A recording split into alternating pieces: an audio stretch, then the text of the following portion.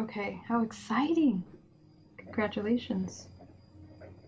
Hey, everybody on YouTube. We are back. We are live, and we are large and in charge here on Spaced Out Radio. And I have the gorgeous and talented Geraldine Orozco back for the Spiritual You. But I got to tell you, I have two secrets. Two. So, one is to all of my critics out there who have said, and I'm not mentioning this on the show. I will the other one. Okay, but all my critics out there who said, you are too anti-TTSA to get anybody from that group. Well, guess who old Davey had a conversation on the phone with today and wants to come on Spaced Out Radio? The one, the only, Luis Elizondo. We are setting up a date for Luis Elizondo. He's excited to be coming on this show. And I tell you, I literally said to him, I said, you have the best beard in ufology right now. The best beard. That little soul patch. And we argued about it. We argued about it. And I won. And I won. You know, I mean, the guy could probably bench press like 550 pounds. But I won. All right? Wow, Yes. Congratulations, Dave. That is so exciting. Thank you. So to all my critics out there, said I couldn't get the big fish, boom.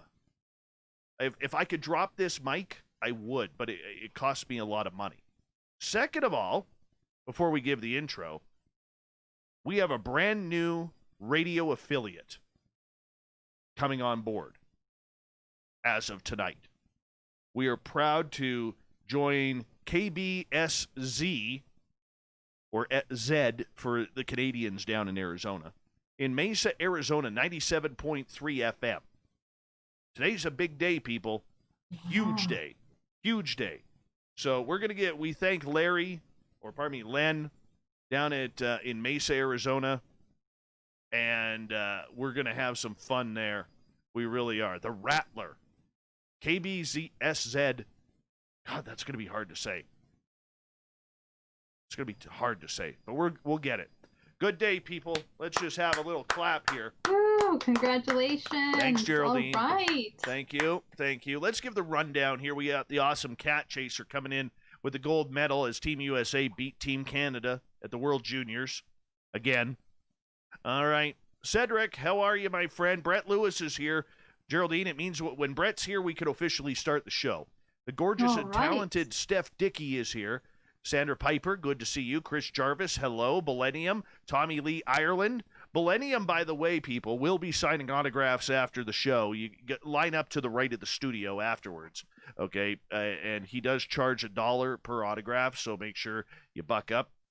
Super Quest, how you doing? Chris Reap, how are you? Welcome and good night. Sir Wolf, thanks for coming on in. The gorgeous and talented Manitoba Becky is here, everyone. Hey, Elliot, how you doing, man? Good to have you here. Aliens visit here. Where are they? Carl, where are you, Carl? Anyways, the Jim Christie is here, everyone. The Jim Christie. Joining Millennium signing autographs tonight is the legendary Boss Monster. Line up to the left. He charges $2 per autograph. Project Blue Book, thank you for coming on in. Good to have you back. GF, welcome back. Thank you. The gorgeous and talented Nicole Sakic is here, everyone, so make sure you wave hello to her. Northern UFOs, good to see you. Appreciate you coming on in. Where am I? This skipped on me here. There we are. And I'm just watching the clock here. Spudger, good morning to you over in the UK. The gorgeous Marie from LA. Yes, she will have a martini. Extra olives. Gemini Moon, good to see you back. Mary Bone, guess what? She's a vegetarian. Mary Bone. And who else we got here? Derek Edwards is here, everyone. Raul, good to see you. 416 Bitcoin, always a pleasure to have you here. Hi, Sandra. Hi, Sandra. All right, Geraldine Orozco's The Spiritual You. Everyone, if you want to support this show, if you're brand new here, hit that subscribe button. And, of course, you can always hit up the super chat. Give us a thumbs up, thumbs down, thumbs sideways if you want. And I could tell you, You can do a little shopping at facebook.com/the SOR Vault in order to pick up your SOR swag. I swear those t-shirts are going to be made anytime. I'm getting frustrated. But we'll get them out there. Thurston Howell III, good to have you here. Say hi to Lovey for us. 30 seconds away. Geraldine Orozco, the spiritual you. And it's been a good night. Been a good night. Except for Team Canada losing. Don't like that. Don't like that at all. This one's going to sting for a year. A year. Oh, Big Rob, good to see you here. John Swan, welcome to the show, man. Welcome. And, oh, look who's here, everyone. Just sneaking in, the lovely and talented Jessica McCreary. Her hair is looking fine. Here we go.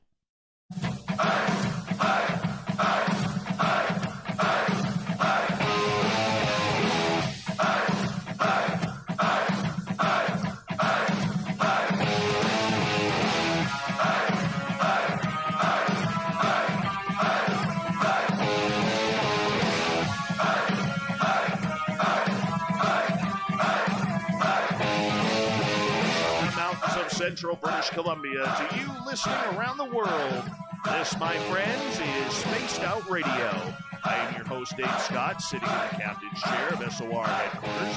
We welcome you to tonight's show on our terrestrial affiliates across North America and digitally on TalkStream Live, KPNL, and Revolution Radio. If you want to take a listen to our archives, they are free for you at youtube.com/Spaced Out Radio. Do me a favor, hit that subscribe button. Our website, spacedoutradio.com, where we have a plethora of features for you, including rocking out to Bumblefoot and reading up on Captain Shirk's SOR Newswire.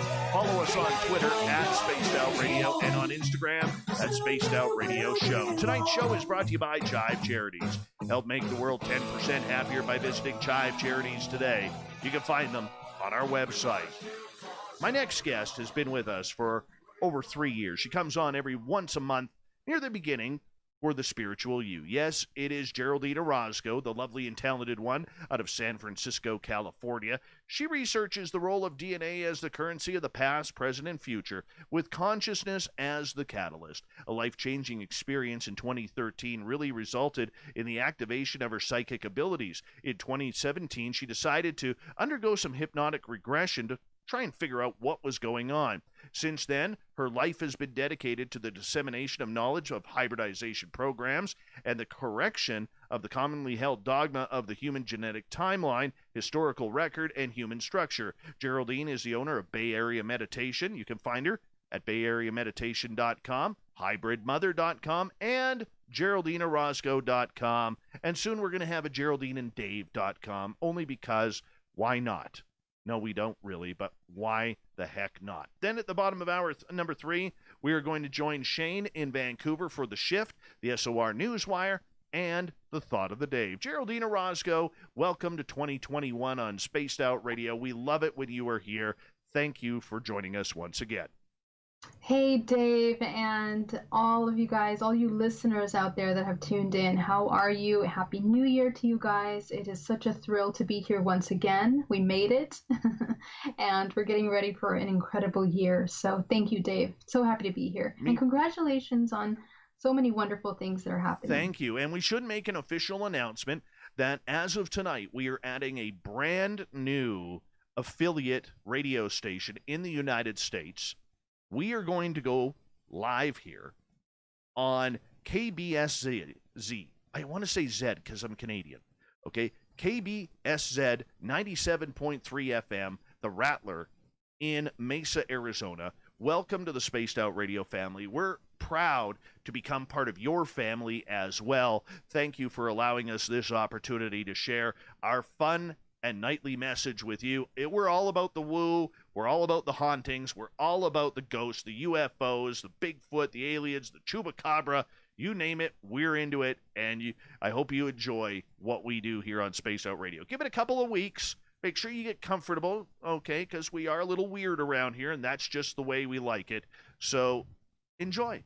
And thank you for the opportunity at the Rattler. We're very much appreciative of that. And thank you to Chuck Contreras, our syndication director, for helping us grab this station. Len, thank you for bringing us on board. Geraldine, back to you here, because it is that time once again for people who may not know, especially on our new station, KBSC.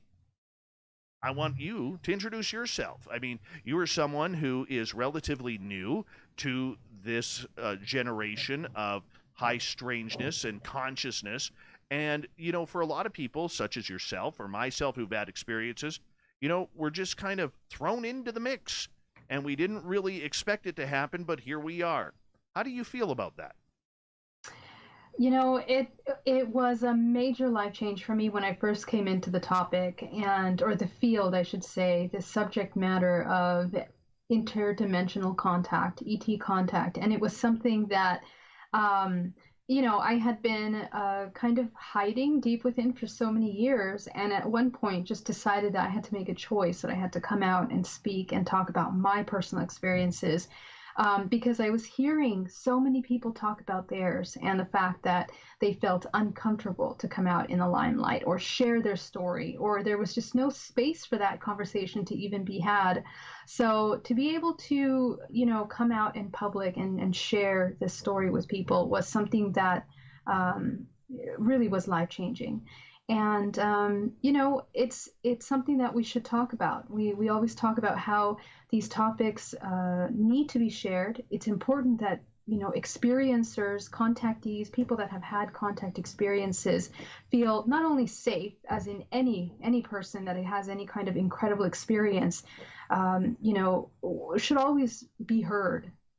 So if we can somehow support that and open space and educate and acknowledge the phenomena and all the things that come with it, because there's a lot of stuff, there's so much to learn in this field, from consciousness to understanding the science behind it, understanding the psychology behind it, understanding even the physical aspect of it. There's so much to kind of, learn and dismantle on the back end. So we really want to learn about that and share as much as we can with those out there that are experiencing themselves. Geraldine, for you, how life-altering was these experiences?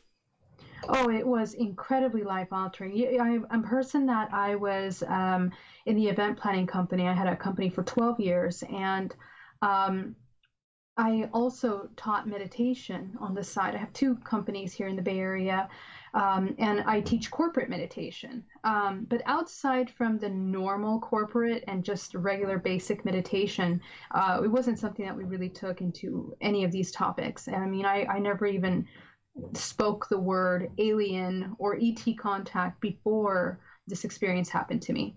And in 2013, just one Friday night, I was awoken to a bright light in my room, my body paralyzed, and I was taken out of my window here in Union City, California, and I was taken on board a craft. And so I was introduced in that process to children that were presented as my own. But the most impactful thing, upon my return, which was literally about 3 hours later, I was upside down on the side of my bed, was that I had been activated with these incredibly powerful psychic abilities that I was not able to leave my house for up to 3 months. It was difficult for me to go grocery shopping or back to my work. So at that point, my mentality is still very human, very Earth-like. So the question is, should I call the cops? Should I call the authorities? Who should I involve to help protect me? Or, it's very difficult to merge these two realities, one which it seems so fantastic and the other which is your everyday life. So trying to find a bridge, something to gap that, was incredibly difficult, isolating. I had no idea who to talk to. And for many years after that, until 2017, I took it seriously to the point where I wanted to really research, really understand what happened. And hypnotherapy was one of the things that were offered as a possibility to help understand better what was happening.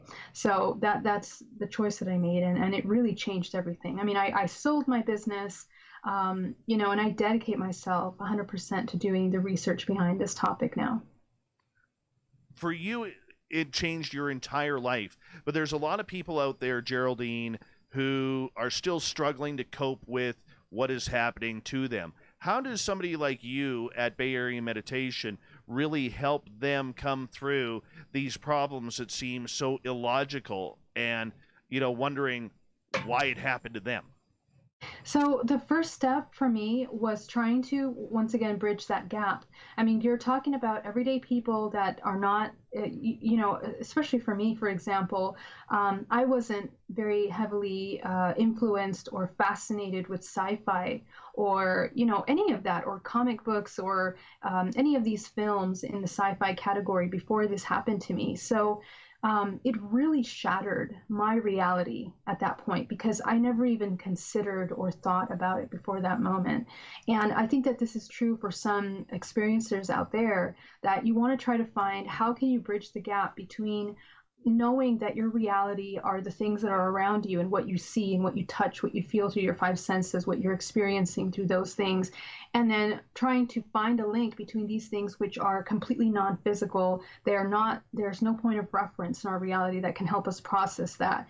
So that to me is really important. I think education is number one part, but before that, support for that education, which means validation, knowing that what you experience, you're not alone in what you experience, you're not crazy. Because, of course, at first I didn't want to talk about it for years because I thought people will look at me like I'm crazy. I'm going to lose my business. I'm going to ruin my reputation. I thought many times during that year to anonymously write a blog. But, my fiance at the time and my family would say, no, nobody wants to see that. If you link those two, they're going to think something is seriously wrong with you mentally, So I was intimidated by that idea. But I couldn't live having two separate lives though. That was the problem. Like I need to have my life integrated. And I know that's true for so many people. Like they need to have validation for what they experience to know that they're not crazy. And what they experienced is not an isolated situation. I offer support groups under hybridmother.com in which we gather together once or twice a month, and people from all around the world come and share their stories. And what this does is it allows you to listen to other people that are going through what you're going through, and also you recognize some things. It's a wonderful moment of education, of recognition, of acknowledgement. And I think that's one of the most healing first steps for any experiencer out there that's having this incredible experience in their life. Geraldine Orozco from Bay Area Meditation is here tonight on Spaced Out Radio. Geraldine, for you and for people who are new, like our brand new affiliate down in Mesa, Arizona, the Rattler, I want them to know, about the fact that this is more common than what we as mainstream people realize, that these phenomena in consciousness, in ET contact, in psychic ability, personal healing, there is a real reality to all of this. Absolutely. I mean, as a matter of fact, there have been several studies, historically on controlled groups and trying to understand what this experience is all about. And I mean, if you look at the statistics, I mean, 15% people, abductees, they claim to have participated in a hybridization program. 15%. Okay, 4 million Americans, they claim that they have had alien abduction. And of those 4 million, 31% claim that they know the purpose of the hybridization program or any kind of connection to this kind of contact experience. Okay, so those numbers are pretty big, and I mean these numbers have gone up since this first survey was done. It was I think it's called the paperclip survey. I forget the name, but what we're trying to understand is how immense this actually is, because now we're dealing with thousands of people that connect with me after I launched my website and after we published the film documentary, which I'm a part of, called Experiencer, Extraordinary, the Seeding.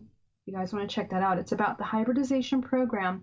My email is full of people that are emailing me from all around the world that are having these experiences, and so that's what really made me take this a lot serious. More serious than I originally thought, because these are men and women that are actually resulting in PTSD. They're having anxiety. Their entire life is changed.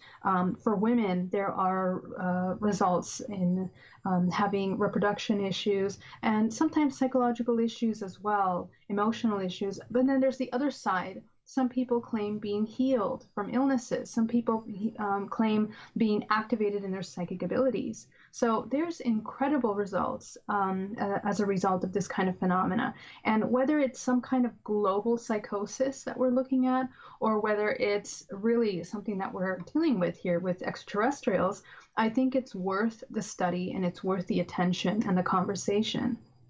And it is. And this isn't a subject, for as embarrassing as many people feel it is, it's nothing to be embarrassed about. And the one thing that I like about your programs, that you, in the way you deal with people, is you bring them to light that they're not alone in this. And for many people out there, Geraldine, they feel all alone. So how do you combat that loneliness with not having anyone to talk to about these types of phenomena? Yeah, right. One of the things that we're dealing with in the world globally, anyway, is that this constant idea of separation. I mean, and it's happening in our reality over the past year, stronger than ever. We're being separated in the way that we think, in the way that we look at the world, by our beliefs. So it just further drills in a stigma to topics like this that are potentially fringe or woo, or not talked about in mainstream, and it makes it very difficult for people to share their experiences.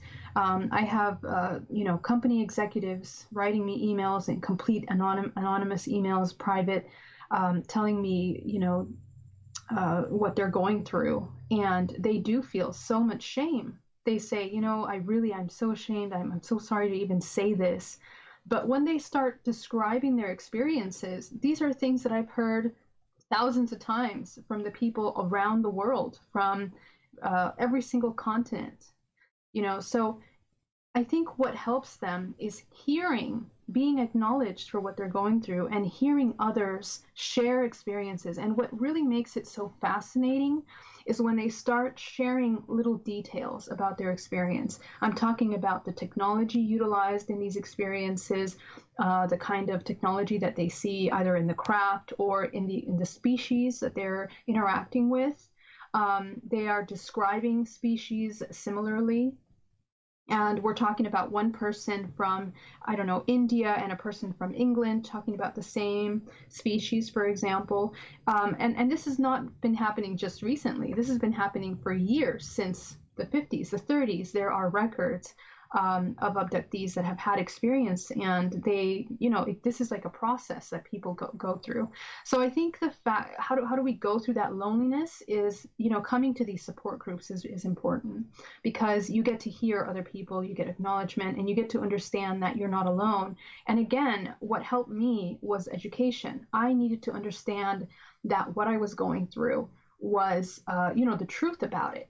And that's why I dove deep into the topic. And it led me to understand not just myself in these experiences, but society, our culture, our government, historically, what's been happening to the topic, why it's been suppressed, why people are not okay talking about it in public, and why the entertainment industry has turned it into this multi-million-dollar, sci-fi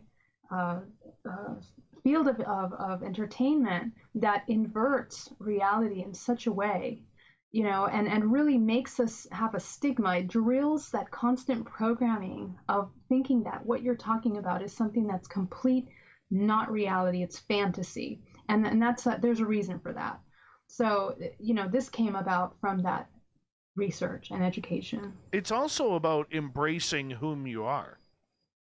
Mm-hmm. Yeah. Like for a lot of people, they have troubles when they go through these scenarios, Geraldine.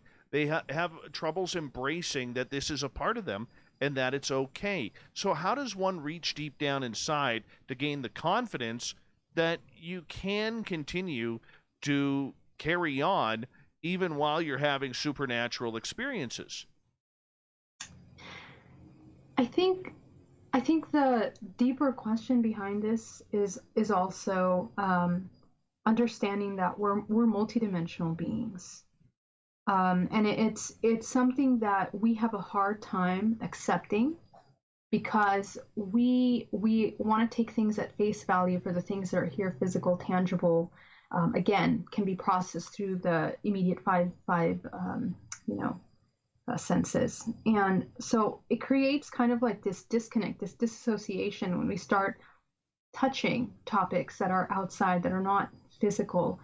And I think that this is actually a part of every human experience. You are more than a human being. You are this spirit, the soul, which is temporarily experiencing the human body. And in that human body, we have the ability of touching the unseen world, which is everything that is behind that veil of our perceived reality. And the entryway into that is from within, right? So when we meditate, when we connect with ourselves, a lot of contactees claim that they have been meditating or they have some kind of spiritual practice or belief as well. And it seems to be a gateway, because the further you go down a spiritual research, a question into your purpose, you're going to be met with consciousness. And there is no limit to consciousness. Consciousness is this infinite life force energy that may manifest in any form. So our parameters of understanding creation and form are very limited, right? So we begin to break these limitations. And I think that that's what these experiences are for. They help break those limited but perceived beliefs that are programmed within us to understand that we are much more than just these physical, tangible human beings. Geraldine Orozco is our guest tonight on Spaced Out Radio. We have about 2 minutes left before we have to go to break at the bottom of the hour here, Geraldine. For people who are suffering, and we're going to get more into some real cool stuff when we come back for the break, but for people who are suffering from the lack of strength dealing with these subjects, these phenomena, how do they find a proper support group such as yourself or such as other people that you know in this field that really help in almost counseling those who do not know where to turn? Yes, and that's a really super important question, Dave. I'm so glad you asked it because it's a difficult one to nail down. I'm actually a very skeptical person when it comes to all things. I really need to understand the back end of things. And for me, that was my first question when I first came into the field was, who can I trust? Who can I go to share this story without being ridiculed in any way? And for me, in my personal story, my first step was through MUFON. Okay, MUFON is an organization of research. And I had a friend in MUFON that was able to meet with me, and she took the time to hear my story and understand what had happened to me, because at that point I was very isolated, going nuts, trying to speak to someone about it. So I did find good support in that experience. And she introduced me to other support groups. There are several of them. She introduced me to Misha Johnston, and I do highly recommend her support group. You can check her out at mishajohnston.com.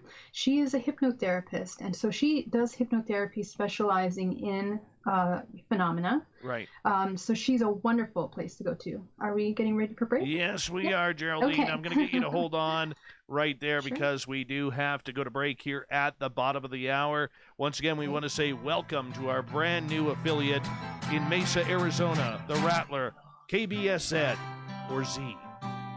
The Canadian's going to come out of me. 97.3 FM. We absolutely thank you for being a part of our broadcast. Welcome to Spaced Out Radio. Geraldine Orozco continues with us and the Spiritual You next.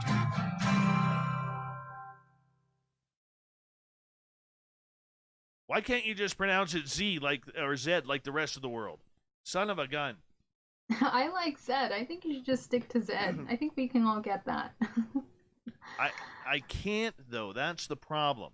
Really, why? Did they Uh, say it's not like that? They told you they don't want it that way? I try and get rid of my Canadian accent as much as I can. Oh no. Yes. Embrace the self. Remember, Dave? We Yes, like you I know. Canadian. I know. I know. We're just those cute little fuzzy things and, you know, fuzzy little neighbors to the north. I know what it's all about. Mr. Cowley, welcome back to the show. Yeah, one of my listeners. There he is. Mr. Cowley, you're listening to Geraldine Orozco. There we go. Hey, Marty, how are you? Oh, Marty, shout out to Marty. Yeah. Welcome. Oh, this is a different Marty, but both Martys would love a Oh, shout out. I know the other Marty is listening in. Shard. Yes, our favorite veteran, Marty. We have a bunch of Oh, favorite veterans around here because they're all our favorites. And yes. but Marty Resader down in Vegas. Put your Oh, hand very up, Marty, cool. and wave for us. Put your hand up. Give us a wave, Marty. We love you. Yes. Anyways, yeah, I'm giddy. I'm honestly giddy. I don't know how I'm going to sleep tonight.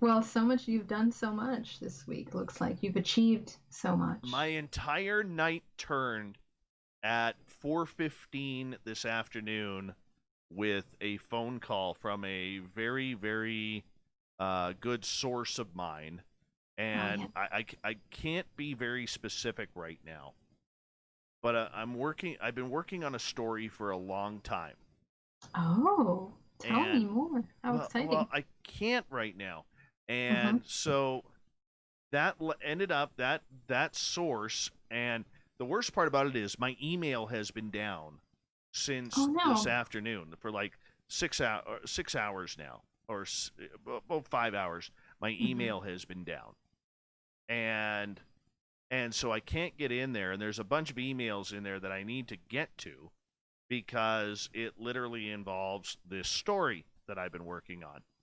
And somehow it ended up having a conversation with Lou Elizondo and him saying, yeah, we argued about his beard. Well, I will say that. We argued about his beard a little bit. And it ended up saying, yeah, dude, I want to do your show. And I'm like, yeah, well, we kind of want to have you here. So, yes, Wow, that is so exciting. It'll be great yes. to hear what he brings and what he says. Oh, yeah. Oh, yeah. Yeah, this is great. And So I think the chemistry between the two of you is going to be amazing, by the way. I think so too. I Yeah, think so it'll be too. fun to see that. Yeah, and I'm gonna ask him a lot of questions that I have, and That's good. I'm not gonna hold back. Hey Zenzabil, how are you? I'm not gonna hold back, because my audience has wanted some of these questions answered for a long time. 240 Z, 260 Z, 280. It's 300 Z. Yes, that's the way it's pronounced, human Carl. Z, Z. Hey, the Ronald Penton. The Ronald Penton, everyone. Raul, it's Zed. Millennium, I will ask him some very tough questions.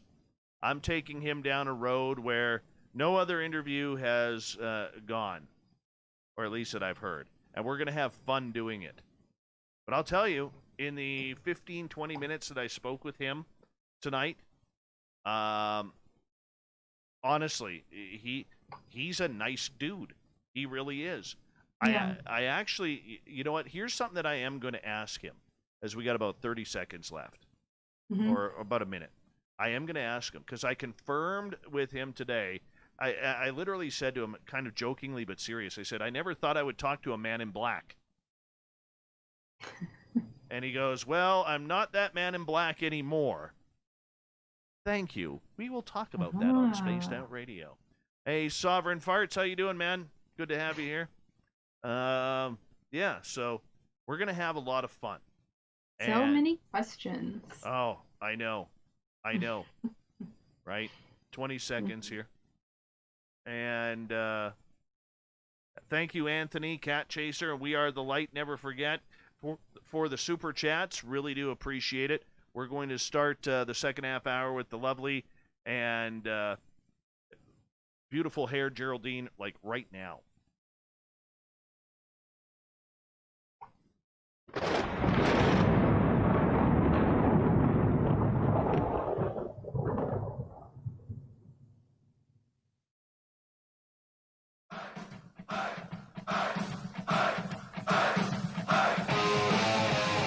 Half hour of Spaced Out Radio is now underway. Thank you so much for taking the time to join us. My name is Dave Scott, sitting in the captain's chair of SOR headquarters, way up here in lonely British Columbia, Canada. And we want to remind you that if you've missed portions of this show or others, you can always check out our free archives by going to youtube.com/Spaced Out Radio. Do me the favor, hit that subscribe button. Our website, spacedoutradio.com, where we have a plethora of features for you, including rocking out to Bumblefoot and reading up on Captain Shirk's SOR Newswire. Follow us on Twitter at Spaced Out Radio and on Instagram at Spaced Out Radio Show. Once again, we want to say hello to our brand new listeners in Mesa, Arizona on KBSZ 97.3 FM, The Rattler. Welcome to the SOR family, and I hope you welcome us in as well. Thank you for allowing us to earn your broadcasting ears. Geraldine Orozco is our guest tonight on Spaced Out Radio, The Spiritual You. We do it at the beginning of each month just to kind of hang out and find out our Zen, our Chi, and so much more. Her website, GeraldineOrozco.com. Geraldine, welcome back. Thank you. You're welcome. We like having you here. I love being here, and this is going to be an amazing year. Can't wait to get into that a little later on. Well, we'll get into that later on, but right now we're going to get into some channeling. Because for many people out there, the idea of channeling is grabbing the remote control and flicking the channels on it as fast as you can until you find something that you actually want. Sometimes you got to go around the horn 2 or 3 times, but you finally get there. And so I'm curious, that's not the channeling we're talking about. That's not the channeling. No, none of that, as a matter of fact. The opposite of that. But yeah, so when we talk about channeling, and I just want to mention that when it comes to channeling, I'm kind of very skeptical of it. I'm very cautious with it. And I think that my true core opinion about channeling is that each and every one of us is perceiving reality through our own filters, through our own experiences, and then therefore everything that does come through is going to come in through that channel. Okay, so sometimes I see channelers bringing in some information, and you do have to be very careful just because of the construct and design of the human being, because we are multidimensional beings, because we are this incredible facet of consciousness, and we are actively, simultaneously living in multiple dimensions in the present moment. We have access to many ranges of information, and some of this information can be lower. Some of these thought forms and information sources can be manipulated. Some of them fall under the range of mind control, whether it's managed through the government or mass media mind controlling programs. And some of this reaches higher levels, which is when someone is working, developing their psychic abilities, their inner connection, their self-awareness. They open up a communication with their higher self. And so the kind of channeling that I like to look at and kind of acknowledge is the kind where you are connecting with your higher self. And it's not something that's unique to any one person. This is something that we can all do. We reach that channeling by clearing out all the old programs. So that means everything that you picked up from what you're watching on TV yesterday, right? You're clearing your mind, constantly disconnecting from social media, music. All these things are things that I really try to disconnect from so that I can have a pure connection to myself and the information that comes through. And that's what's required. That's what's required, because everything that is around us is a vibrational frequency. It's a pattern wave that's encoded with information. So when we're watching TV, we're exchanging and we're absorbing a lot of patterns of information, some of which are subliminal. And because we're only using a very small portion of our brain and our conscious awareness, store all kinds of stuff in the subconscious mind without our awareness. And it isn't until a later moment in time when something triggers that memory that it may surface. So, the mind is a very complex thing. So in order to have clear communication, clear channels, clear messages coming through, we want to kind of go through some kind of a purification process. And I think that this is something that we're seeing a lot more of, and it's been going up like crazy. I mean, that YouTube is filled with channelers from every corner of the world, which, in a way it is good. But again, you got to learn to listen very carefully to the messages that are being said, because again, they're going through a filter. And in my personal opinion, what's more important is what you're channeling. What are you channeling? What are you intuitively tapping into, and what's coming in for you? So I think this is something that we need to tap into, because the process that we go through to get that information is healthy for your mind, body, for the well-being of your entire system, which is physical and non-physical. It's incredibly important to have a clean vessel for clarity. Okay, so how do you channel? So when we talk about channeling, it's a communication and connection with your higher self. What is your higher self? The higher self is that, so when you give advice to someone, notice how you kind of just go into this auto drive of wisdom that comes through you. It is pure wisdom. And sometimes you catch yourself in the middle of that advice that you're giving someone and say, whoa, where did that come from? I didn't even know I knew that. But you really tapped into something because you care for this person, because you're able to have a detached, objective look at what they're looking at, what they're experiencing, and provide information from that perspective that's not necessarily emotionally entangled in what they're going through. And that really helps you, that very specific point helps you channel in pure information. We channel that information, if you look at the multidimensional body, coming in from the 8th, 9th, 10th, up to the 13th chakra. That's the 13th dimensional timeline that we are moving in and out of all the time. We tap into these layers of information, that we move information into the body and through us. So that wisdom is available to us at all times. The majority of us are not even tapping into the 8th or 9th, okay, because we're so underdeveloped, because we don't take time to activate our intuition. Some mystic psychics, they're kind of in the 8, 9, maybe 10. And that's when they're tapping into the Akashic records, into the, let's call it the DNA of the earth, of the world, all of the records of all the things and the information and wisdom that's been circling the globe for centuries, right? We tap into that. All of that is encoded in your DNA, actually. But you have to activate that through the activation of your intuition, through a purification process, which means that you're clearing out false programming, societal programming, emotional programming, fears, limiting beliefs. All of these things that limit pure thought and expression are going to limit that connection and that pure information coming through. So that's kind of how we can start creating a groundwork, for channeling. Oh, okay. So what's it like to have a spirit enter your body and communicate through you? So I have experienced that one time, and I don't advise that intentionally.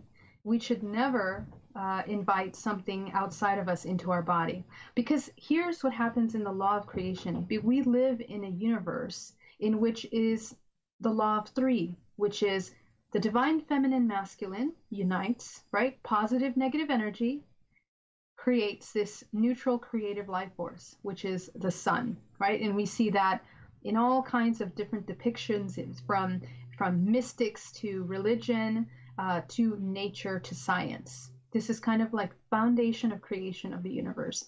So in that same way, when we are tapping in to consciousness that is rejecting itself or doesn't want to be aware of itself or is a detached soul from a body, becomes maybe an entity or a ghost or some object here, some spirit, right, out of a connected body.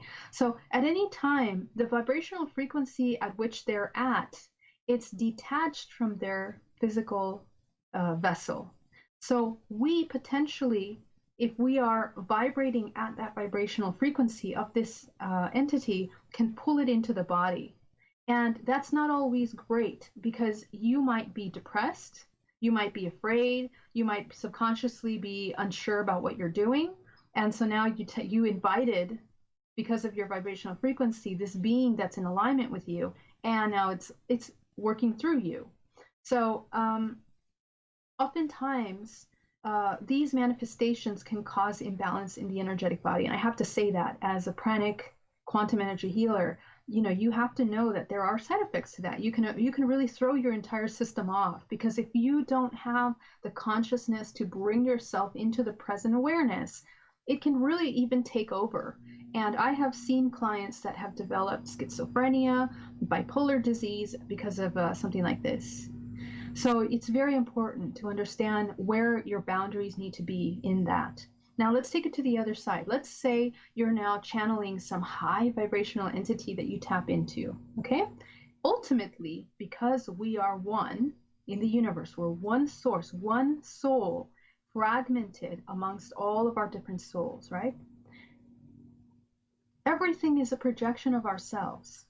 So what you're manifesting in your experience, what you're projecting out, what you're tapping into is really truly ultimately a fragment of your own self. It's the vibrational frequency that you're at right now. So whether that's joy and happiness or fear, that will make you a match to whatever it is that you're going to connect with. So really keep that in mind, because your intention, whether it's conscious or unconscious, is what's going to attract what you're communicating with. So this is really important. So keep that in mind when you're tapping into.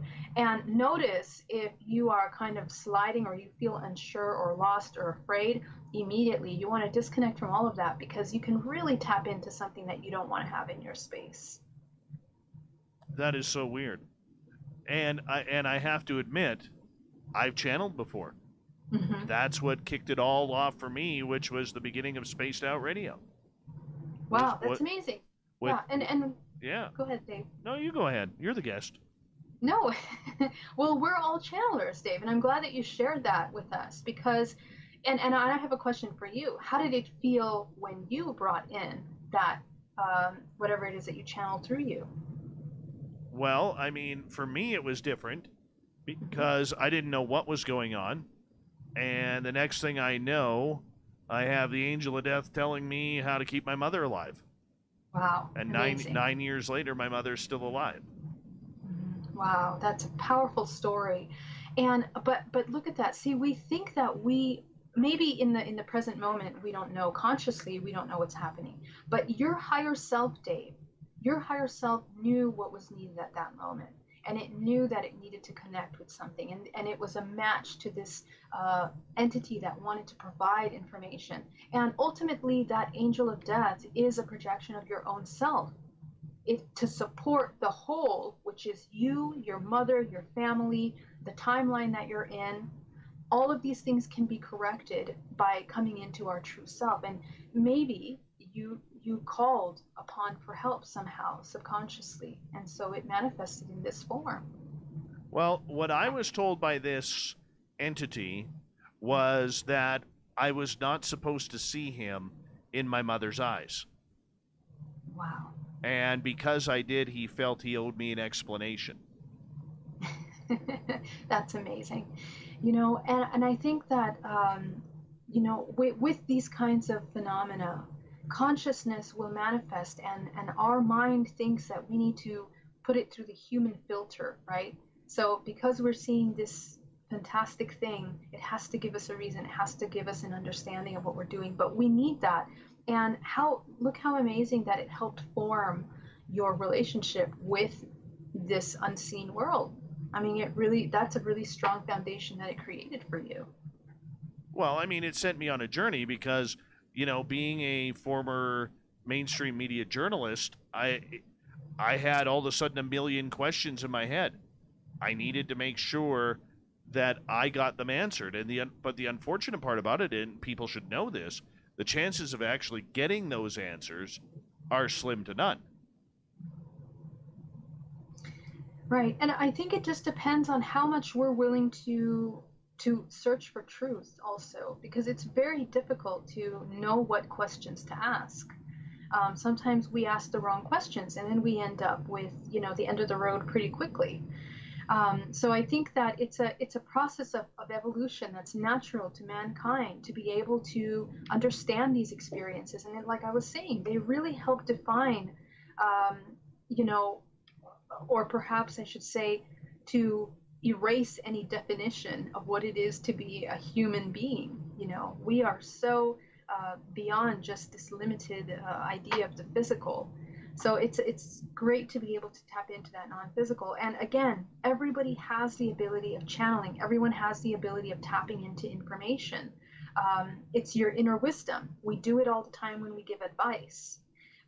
So imagine tapping into that energy when you're in crisis yourself. What would you give yourself as advice? And this is an example of what it means to love one's self, because when we give ourselves this wisdom, advice, this communication with our higher self, we really give ourselves valuable information. Because it's looking at the whole picture. It's taking into acknowledgement all parts of ourselves, not just one selfish side or not just the ego that speaks up out of fear. So it's very important to tap into that part of you. Geraldine Orozco is our guest tonight on Spaced Out Radio. We got about 6.5 minutes left before we have to go to break at the top of the hour. Geraldine, when you are channeling, or you have talked to people who are channeling, do they ever have any physical issues afterwards? I know when I channeled that I noticed a couple of things. The next day, it felt like I was hungover because it was very energetically draining. Number two, I had a really sore neck.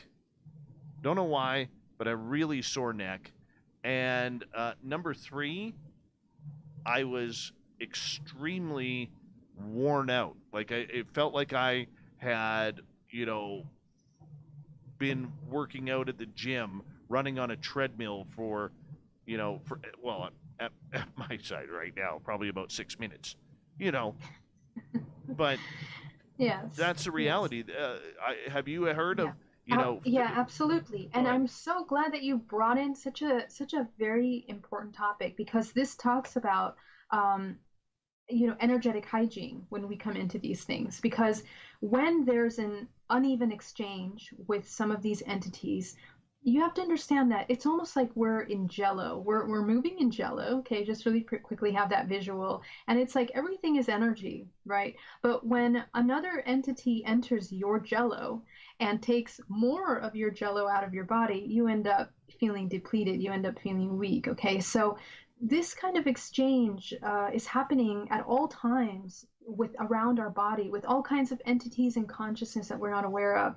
And that's why energetic hygiene is so incredibly important as channelers, which is everyone, as your ability to tap into information.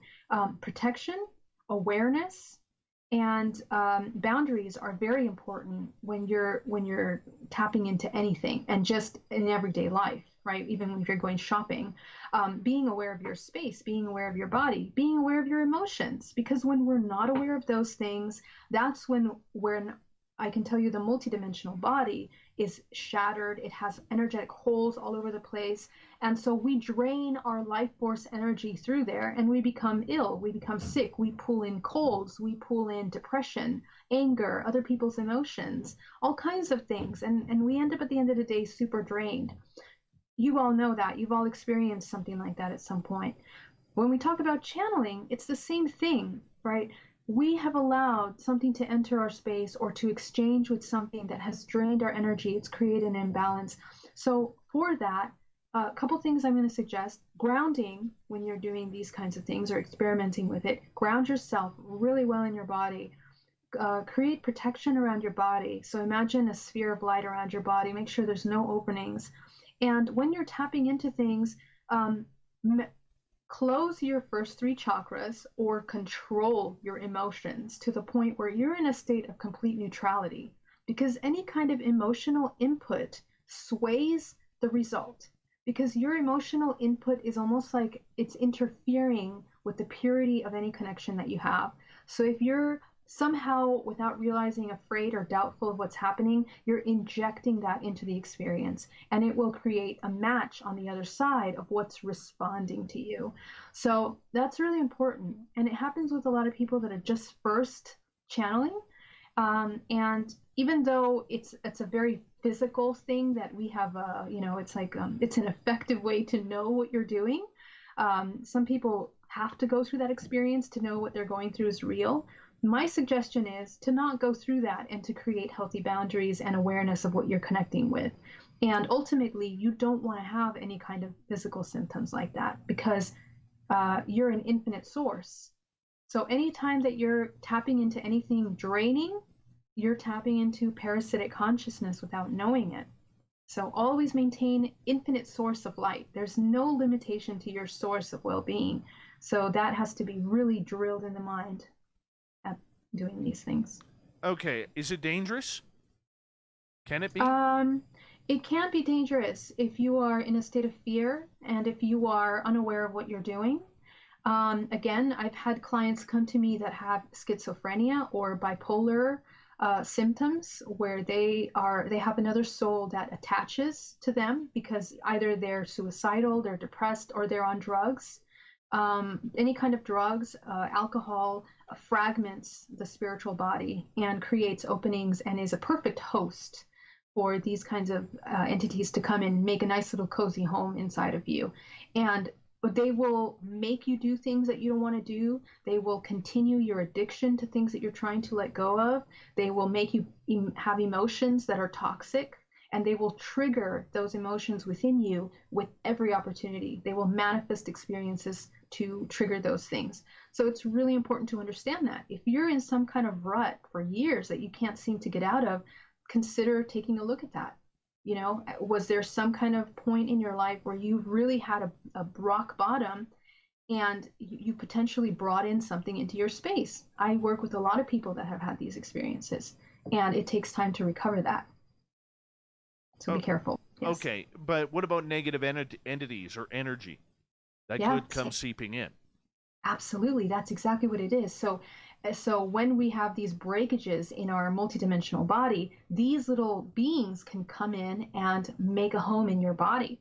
And so again, they create these awful thoughts, they create illness for the body, and they cause a lot of confusion, right? And sometimes we completely end up not even recognizing ourselves, or we have split personalities. Because, you know, this entity wants to take over your personality and so on and so forth. So things like that. So definitely be careful. But again, there's a difference from experiencing this kind of channeling from a place of fear and doubt, and a difference with connecting with your inner wisdom. The channeling that I am talking about and that I invite you to do is connecting with your inner wisdom, because that cannot be interfered with if you understand that you're in charge of your body and your emotions. So it's really important to do that. And on that note, Geraldine, I'm going to get you to hold on right there, because when we come back from the break, we are going to continue talking about channeling with Geraldine Orozco from BayAreaMeditation.com, GeraldineOrozco.com, HybridMother.com, probably another 45 or 50 .coms in there as well. Yes, we love you, Geraldine. Hour 2 of Spaced Out Radio coming up right after this.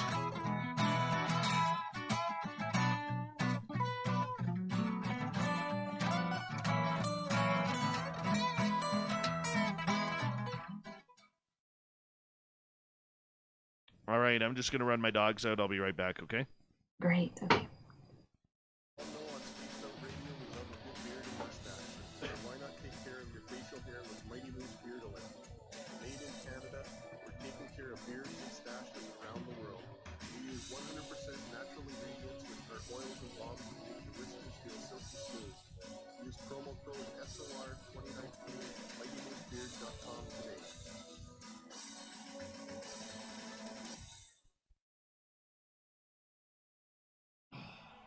I'm feeling a little spicy tonight.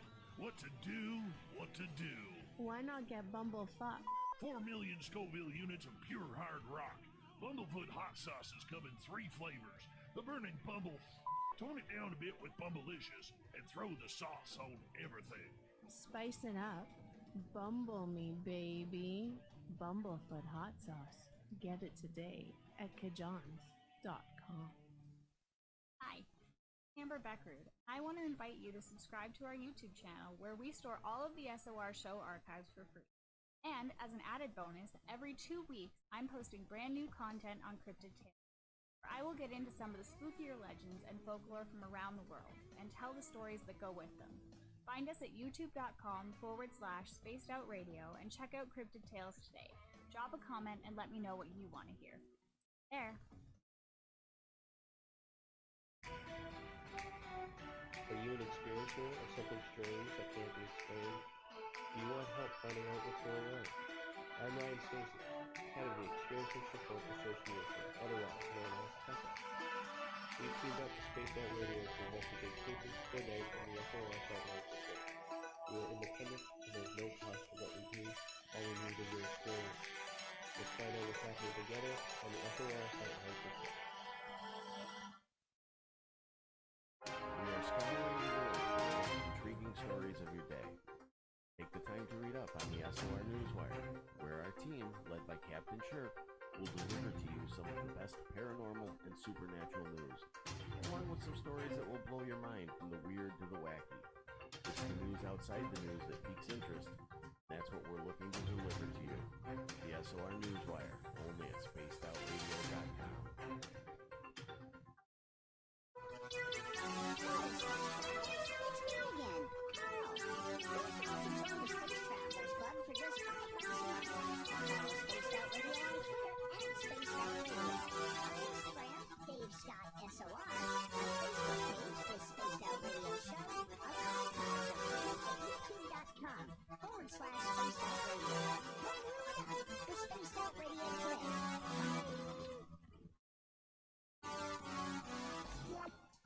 For the price of 1 cup of coffee a month, you can become an SOR Space Traveler. The Space Travelers Club is a place where you can interact with other listeners, either live during the show or on our great forum. We want your stories, pictures, comments, and ideas. You'll get live video streams, exclusive content, and be a part of our newsletter. Stay in touch with everything SOR. The Space Travelers Club is just $5 a month at spacedoutradio.com.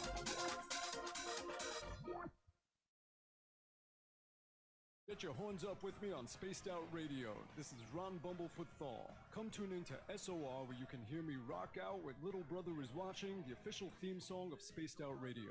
And then come on over to bumblefoot.com where you can find out about my tour schedule, my music, and everything else. Bumblefoot.com keeps you up to date on what I'm doing. All right. And the best way... I am back, Geraldine.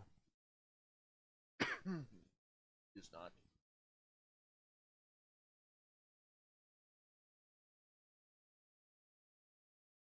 Hi, everyone. I'm Dave.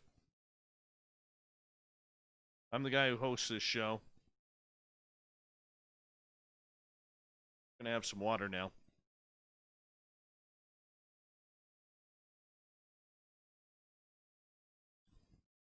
Remember, you got a nice beard, or you're thinking of growing one, or if you are a lovely lady, wants to keep away from split ends, the all-natural Mighty Moose Beard Oil, your choice, original or winter blend. Winter blend is my favorite. It really is. All you do, go to mightymoosebeard.com. You open this up, give a little squeeze. All right, a few drops in your hand like so. And then you just massage it in. That's all you got to do. Massage it in. It feels great. And Science Bob is here, everyone. Science Bob. MightyMooseBeard.com. As Corin says, the link in there. Remember, all the prices are in Canadian dollars. All right. Use promo code SOR2019, and you're going to be fine. You're going to be looking fine. You're going to be feeling fine, smelling fine. And it gives a nice little sheen on your beard. Or you just take it, rub it through your hair. Why waste it? Rub it through your hair. It makes your hair feel great. It really does. MightyMooseBeard.com. There you go.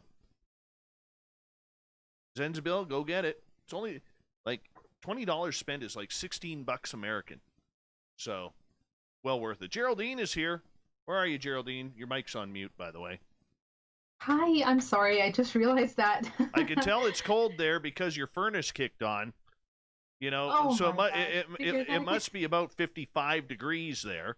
And, you know, it's above zero here, just so you know. It's above zero. Above zero, my Yes. goodness. I'm freezing today, and today I think it's actually like 45 right now, so it's pretty cold. T-shirt Come on. weather. T-shirt weather. Oh, Here we no, go. it isn't. Okay.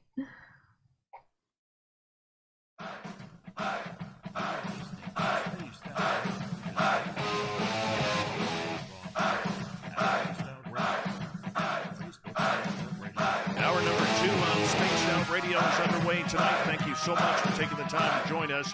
My name is Dave Scott. We appreciate earning your listening ears. We welcome back everyone listening in on our terrestrial affiliates around North America, digitally on TalkStream Live, Revolution Radio, and KPNL.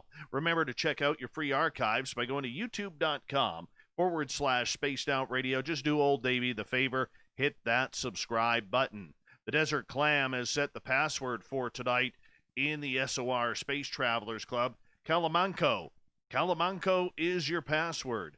Use it wisely, Space Travelers, as the Clam sets the password each and every night right here on Spaced Out Radio. Our website is spacedoutradio.com, where we have a plethora of features for you, including rocking out to Bumblefoot and reading up on Captain Shirk's SOR Newswire. Follow us on Twitter at Spaced Out Radio and on Instagram at Spaced Out Radio Show. I also want to say a big thank you to Chuck, our syndication director. Because of Chuck, we have met Len, who runs KBSZ 97.3 FM. We are now, as of tonight, broadcasting in Mesa, Arizona, which floods into Phoenix. It's a great new market for us, so thank you so much for joining us on Spaced Out Radio. Geraldine Orozco is our guest tonight. The Spiritual You happens at the beginning of each month, where we bring in Geraldine to go over everything from our Zen and our Chi to our abilities to channeling and every extraterrestrial in between. Her website is GeraldineOrozco.com, BayAreaMeditation.com, and HybridMother.com. Geraldine, welcome back. Hi, thank you so much. All right, right before the break, we were talking about channeling. And you want to get into spiritual resilience in regards to this. What exactly does that mean? So, something that I have been, so every month I kind of take I guess you can say it's like taking the temperature of the energy that's going on, or the trends that I notice are arising. And I'm very tapped into the kind of things that are occurring in the subconscious mind because of the sessions that I do with clients from all around the world. And what I've noticed and what I've been trying to research more and how this happens, I notice trends periodically throughout the month, throughout the years, where people collectively are going through these phases of healing in certain areas of their life. Some can be, let me give you an example, wounded feminine issues. Okay, so this is either whether you're a woman or a man, any kind of situations in life where you're experiencing an expression of the wounded feminine coming up. So, for example, your inability to surrender to what's happening in your life, your inability to tap into your intuition, to feel vulnerable and to be feeling strong in vulnerability, things like that, for example. So what I'll see is like a big chunk of people that are going through this process, and it's on like every single client during these 2 weeks. And so these trends come and go, and they come and go throughout the year. And I've noticed cycles that occur throughout the year. They have a lot to do with the moon cycles. They have a lot to do with astrology and how celestial bodies move. And I have also noticed impact and influence of even Schumann resonance. So obviously, we're made out of majority percentage of our body is water. So I really strongly believe that there is a major shift in the body emotionally and through the hormone system, in the body that is affected by the movement of these celestial bodies. So when we talk about spiritual resilience, for the next year, this topic has been coming up because what we're experiencing collectively right now, which is a direct result of everything that's happening in the past year, is really an uprising and turning of all the things that we have felt were safe, things that we felt were comfortable, systems that we agreed to, and the way that those systems are running things, which haven't always been productive for us, haven't always been causing ourselves, our society, something good, And so we're really seeing a lot of those things. They're coming up in mainstream, where a lot of things that were hidden are coming brought to light. So what that does is it really focuses and kind of zero points into the ugly things, all of the hidden stuff that we have within us. This is happening globally, and it's happening as above, so below, macro, micro, within, right? So that means that inside of us, we're looking at the dark parts of us, the parts that we haven't been able to clear, to heal over the past 3-4 years, really are coming to a pinnacle point emotionally, that they will really be highlighted this year, triggered by the things that happen. Whether it's an opinion that you have about yourself or something else, it will be really triggered. So when we talk about spiritual resilience, we're talking about your ability to really be clear about who you are, and how you find that clarity is by introspection, silence, and stillness. And in that stillness, learning to sit with the emotions that come up enough to inform yourself on how you need to make positive changes so that when they come up, they don't affect you and pull you into states of mind where you get stuck and go into depression, fear, anxieties, feelings of helplessness, and equip yourself with the tools to navigate when those moments come up. So in the way that you're healing your body, feeling about your emotions, your perceptions of the world outside of you, and learning to go with the flow, moving through all of those things that happen, that whether you're not in agreement with them or you find that there's conflicts in those things, learning to accept what needs to be accepted with the understanding that what's more important is your emotional well-being and balance. So this is something that is going to be incredibly important for this coming year. And I really invite you all to take some time in the next month to really try to at least figure out what those things are for you. What is your Achilles heel that really gets you every time? And more than likely, this is something that you've been cycling through for the past many years, and it's something that you have a really hard time understanding. I found it in my own life. I found it in the life of my clients, and just having conversations with other healers, they also notice this coming up in their clients. So I'd love to hear from you guys. If you want to comment, you listeners out there, what are you going through, and what is the thing that you have a hard time going through? Because this year we really need to clarify and clear that out once and for all. Okay, so how do we get to that point in our own body and our own lifestyle in order to manifest that? So manifest and understand what the Achilles heel is, you mean? Yes. Yeah. So a lot of these things are cyclical patterns of behavior. And what it is basically, very simply, what's your trigger? What's the one thing that triggers you every time without fail? whether it's something your partner says to you, your kids say to you, something that happens at work. What's the emotion? If you take a look at your past week, at your past month, what's the emotion that you most come into?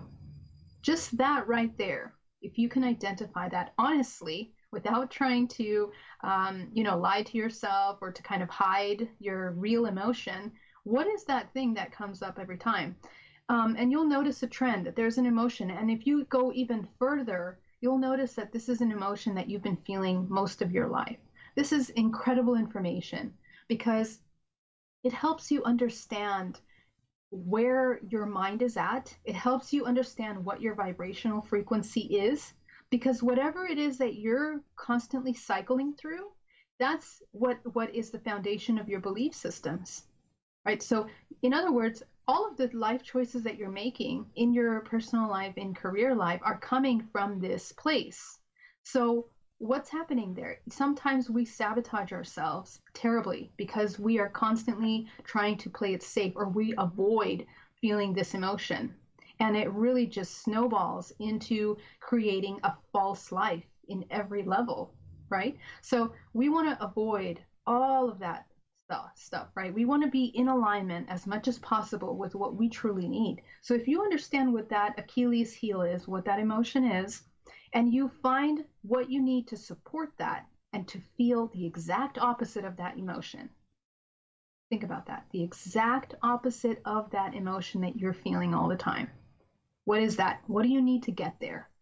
If you just answer that one question, you're going to see major changes in every area of your life, because now you're going to really be supporting a profound part of your belief system, your emotions, and just the way that you carry yourself in the world. And this is little baby steps, how to get yourself into a state of awareness, of enlightenment, of healing. So it's very profound healing. And of course, I do this in my DNA reprogramming sessions. And I have a lot of free content on my YouTube channel that you can check out if you need support on that part. I'm happy to support you. But it's something that you can do, anytime, and just think about. So that's how you would find that. And, finding ways to support yourself in sustaining the opposite of that emotion sometimes is hard, because we got to understand that we've built an entire life around this emotion, okay? Which means that potentially we chose our partners based on this emotion. Potentially we chose where we live, the careers that we've taken, the friends that we have, the habits that we carry throughout our day are all supporting this emotion. So you're going to notice there's going to be a lot of things that might be kind of shifting, crumbling, a little bit of chaos around you until you readjust. But the spiritual resilience comes in that when you get to that point and you start seeing chaos around you, where let's say the wife no longer is triggering or that anger in you and you're not responding in the same way that she expects, you keep your ground. You understand you're clear with clarity what your focus is in that change, and just allow the people to adjust as needed. Okay, so there will be an adjust period. And so when that's done, you will begin to see some changes. And it's a beautiful after that to see how relationships may flourish, or sometimes, they change. Sometimes things change. So just be aware of that, be prepared, and understand that it's for the evolution of mankind, which is necessary in your home and also universally. Okay. So what effects does it have on our consciousness, our abilities to think, our abilities to learn, our own spiritual practice that we try to pose on each other? That is a great question. And what effects does it have? You're from the understanding of what your Achilles heel is, allows you to come into a state of complete authenticity with yourself and your life, why you created it, and the habits that you maintain and support. To me, what is most spiritual is truth. So if you build routines around truth, Your body physically, mentally, emotionally can only come into its optimum health. And it's just like draining out a clogged drain. All of the filth and dirt that's been in there sitting for a long time has to be flushed out. And when it's flushed out, it can now move through the body pure life force energy. Our bodies are multidimensional. We have a cord, literally a cord. When I see the multidimensional body, I see a thread of light that goes through the crown of the head, down the spine, down. It's interconnected to all of the chakra systems, energy systems, organs of the body, all the way down into the earth, if you are grounded, connecting and anchoring in the earth. This thread of life is basically what gives life to the human. It is your soul cord. And the size of this cord depends on your spiritual practice. It depends on your focus and the dedication that you take to that building of your self-awareness. The majority of people are walking around with fragmented cords or such a thin cord that you can barely see it. It's barely like a millimeter. Okay, mystics, psychics have a little bit more, like, a couple centimeters.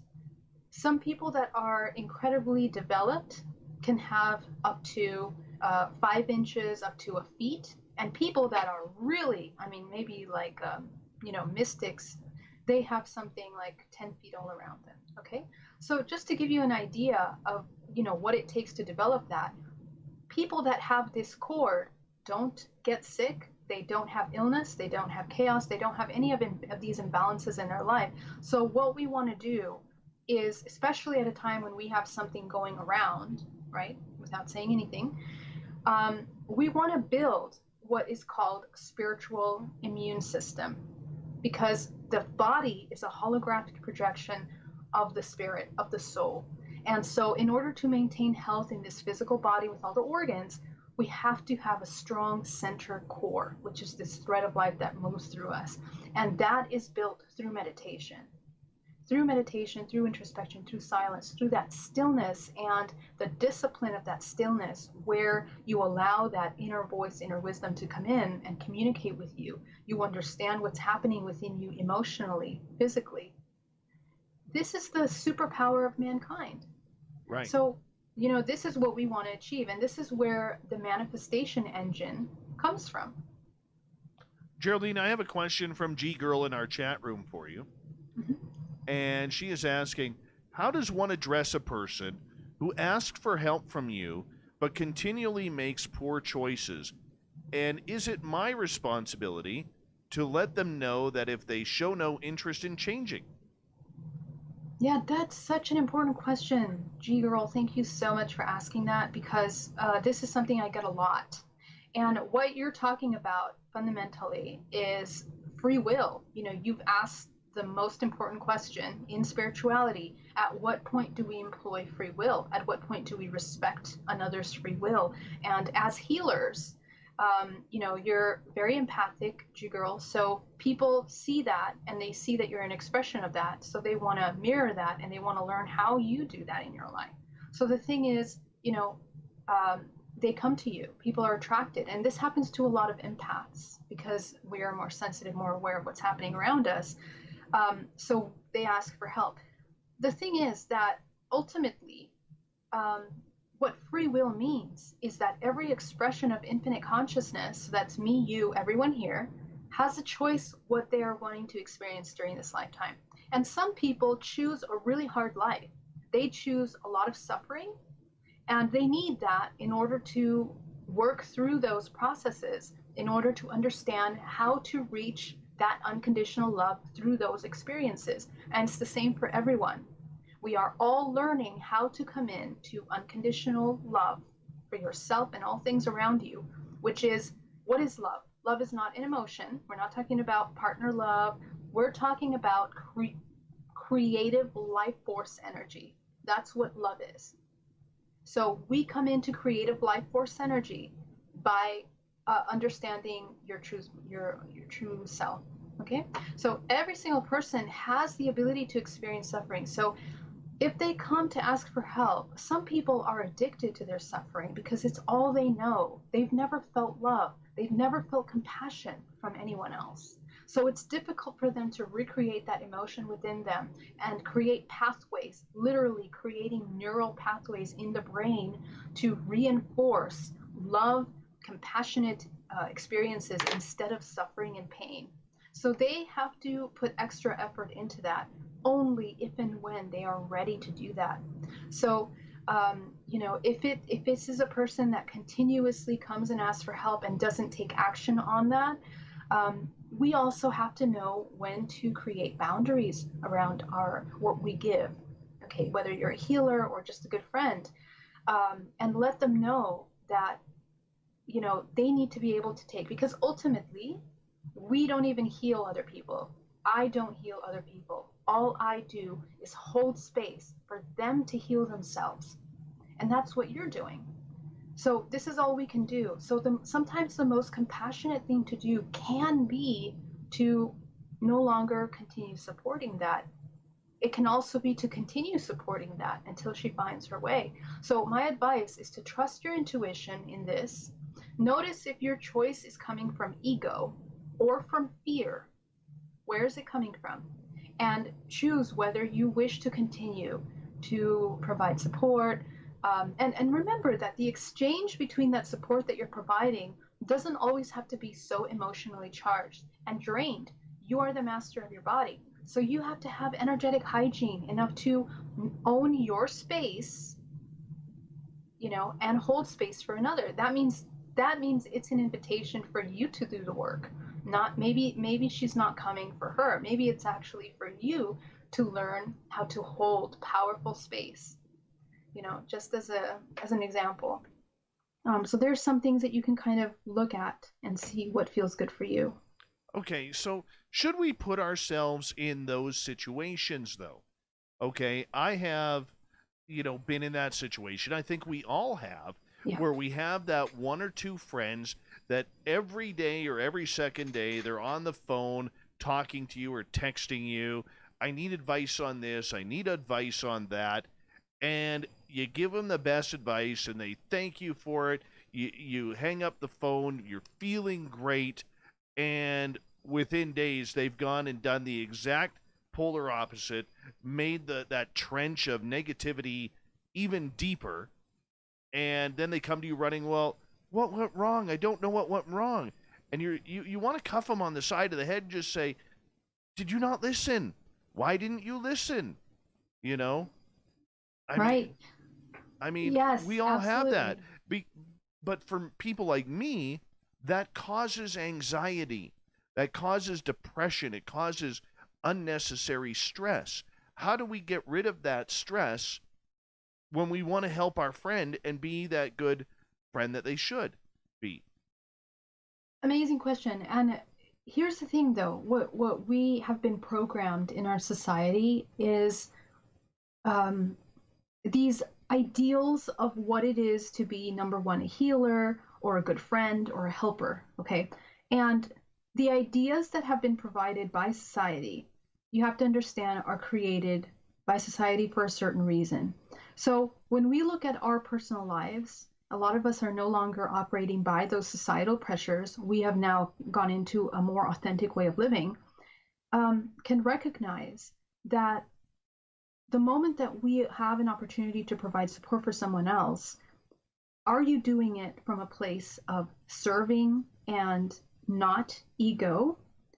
And how do you define that? So your ego, if you are having emotions of feeling not good after they have chosen something different, it means that we literally were invested emotionally somehow or energetically somehow in the result of this information that you provided them. And unfortunately, that's an exchange that's actually more self-serving than it is neutral. And it's something that will cause you pain and suffering and harm. So the idea is Geraldine, hold that thought. Yeah. We're going to go to break here at the bottom of the hour. Caught up on us. Spaced Out Radio with Geraldine Orozco's The Spiritual You, which happens here at the beginning of each month, continues right after this. The Mighty SOR.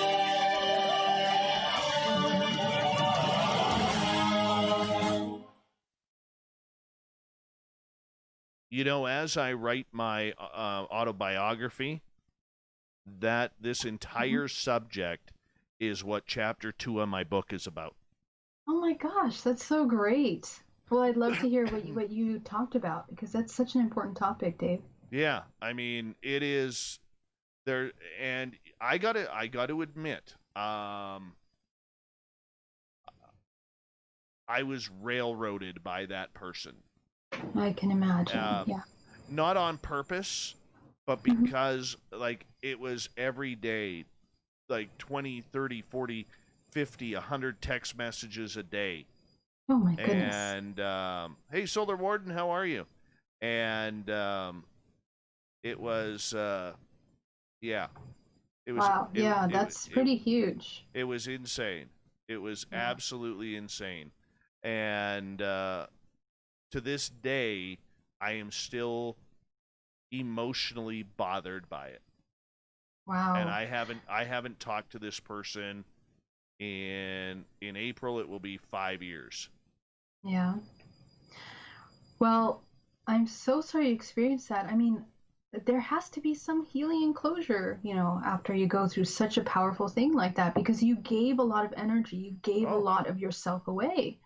If the worst part about it was in that situation, I had seen everything, seen it all, and I knew where the tide had shifted. Yeah. And I realize I'm being vague here, okay? But I had manifested my best friend, who used to be a hostess at a famous mansion in California, that she was going to get together with a certain rock star. And I'd seen it all. Like psychically, intuitively, I had seen it. And one night she was in Vegas, he was in Vegas, and she was there with another male friend. They weren't dating, they were just kind of hanging out. And Rockstar texted her and said, I'm at this certain hotel, come meet me. And so she phones me, says, what do I do? I said, you go. I said, this is the path you wanted. This is what's been manifested. You go. And she decided not to. And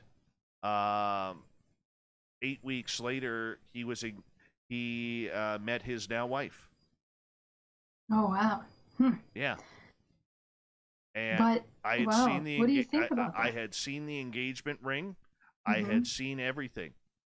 And like it was like watching it this as clear as day. I go into more detail in the book if I ever get it finished. I know I'm through 8 chapters. Wow, great. But it's just something that I saw the engagement ring. I knew it was supposed to be for her, except when she did not go meet up with him because she thought, she had that attitude, I have to play it cool. And right. And yeah. And apparently I'm stuck on the word and right now. Oh my God. Well, you know what? And I'll talk about that when we go live in a minute. But, it's a dilemma when you know so much, or when you're psychic, when to give the information. When does it actually help someone? And at the end of the day, it's free will. So they have the choice. Even if you tell them all the truths, there's nothing you can do. I hear you. I hear you. And, the other day, out of the blue, I haven't heard from this person in almost 2 years. And about a month ago, I get a text message from her. Wow. And I so wanted to say, like, what the hell do you want? Yeah. Wow. That's powerful. Is it because you were writing it in the book? No idea. Wow. No idea. That's amazing. So, well, it's probably an opportunity to heal that part, Dave. No, not ready yet. Not ready. No? Too angry. Oh. Anyways, Michael Boyle, thank you for the super chat, man. Really do appreciate that. And your continued support of this show. And if you hadn't heard the news, probably within the next few weeks, we will be lining up a date with Luis Elizondo on Spaced Out Radio. I had a phone conversation with him today, and that kind of happened out of the blue, and we're going to line that up. Thank you, Michael, Science Bob, Anthony, Cat Chaser, and We Are the Light for the Super Chats. We're going to get going here in 5 seconds. Hold on tight, everyone.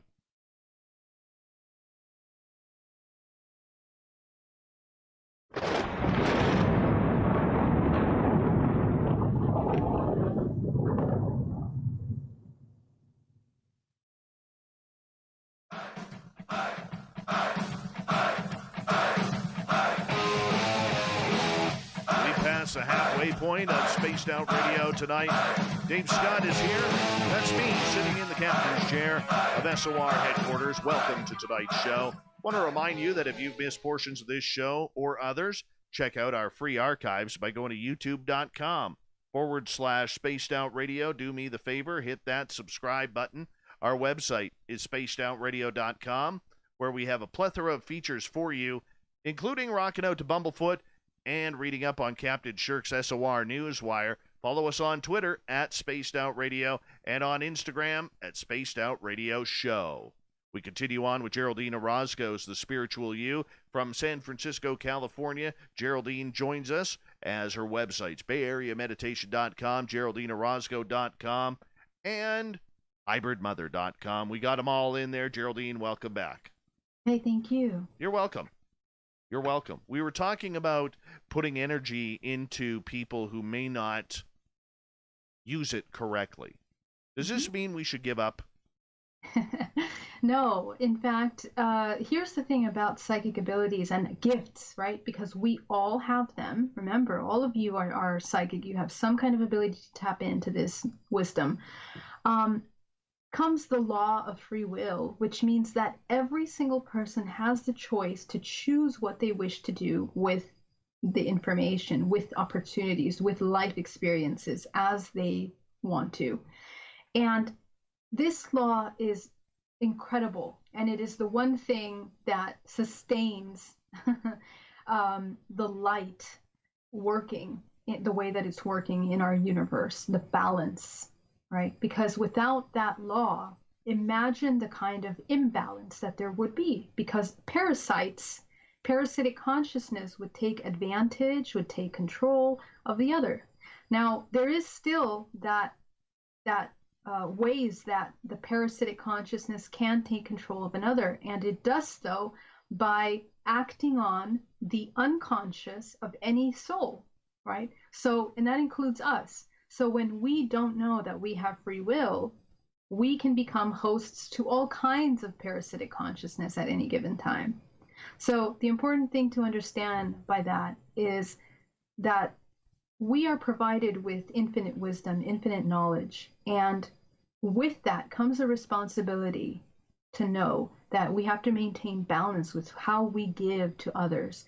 Anytime that we expect anything at all, whether it's a thank you, an acknowledgement, that's the ego talking. The ego wants to be fed an acknowledgement of the fact that we gave information, or we had the ability to do that, or we have this wisdom. Even if we see everything in detail, step by step, what will happen to this other person, we have to understand that if we are asked to give that information, always have to give information when you're asked, not when you're not asked. Remember, because that's an intrusion. And this is something for psychics out there and energy healers. And it's something that I learned early on in my healing, to know that you can never tap into any other person's body or information without their permission, right? So remember that those are laws of exchange, and you want to respect those, because other people will respect those on you as well. You don't want people tapping into your business without you actually wanting to. So this is the same for the other way around. If they ask you for help and you provide them with accurate information and they don't follow it, that's their journey. And you never know why that happens. Maybe they didn't feel like they were worthy of choosing what the information you gave them, that timeline. What you're giving them is a timeline. If they don't choose the timeline that you offered them a glimpse into, it means they're not ready for that. So we have to be compassionate enough to let them live what they need with what they have. And you are complete. You have not lost anything. You have not gained anything. You are infinite consciousness that is here for that gift of vision. Okay, and we grow and we strengthen that vision constantly with the use of that intuition. So it doesn't mean stop giving intuition and advice. It means continue growing, developing, nurturing, loving, and being compassionate of yourself and others, because the moment you start feeling bad about yourself, you're going backwards, right? So that's a really great question. Thank you so much for asking that. Okay, but let me play devil's advocate.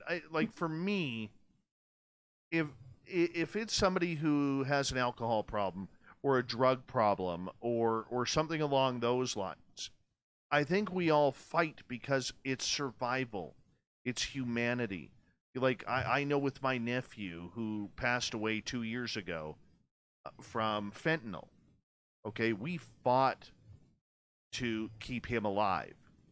And unfortunately, and he fought as well. He took the advice and he fought as well. Unfortunately, the demon got him, which is going to happen every now and again, as sad as it is to say. And we're still destroyed by that as a family. However, when it comes to a personal friend and emotional problems, there, to me, is a major difference in how we deal with it, because, we want our friends to trust us. We want them to love us as we love them and we care about them. So is there a difference between, say, a physical type of trauma like drugs or alcohol comparatively to an emotional trauma regarding, say, intuition and, giving sage advice only to have it kicked back in your face? See, the thing is that the information that we give off as a psychic, is one of many potentials, of infinite potentials. We think that the information we give is the absolute end all, right? And even though what you give may manifest itself in reality, the law of free will allows that person to choose what they wish to experience as a soul. We wouldn't want to be tied to a certain way of living. Like in the case of yourself and the nephew, the nephew's life purpose that was chosen was for him to experience that fight and him to experience that end. Okay, your engagement in that was for you to experience that fight and you to experience that loss.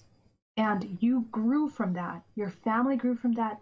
He grew from that as a soul, as a spirit. And you guys are never separated because, again, you have to remember, we are one. We are one. So everyone is experiencing what's necessary from their part that they're playing in the picture of the whole. So wisdom is understanding that we have to allow every person to have their own journey.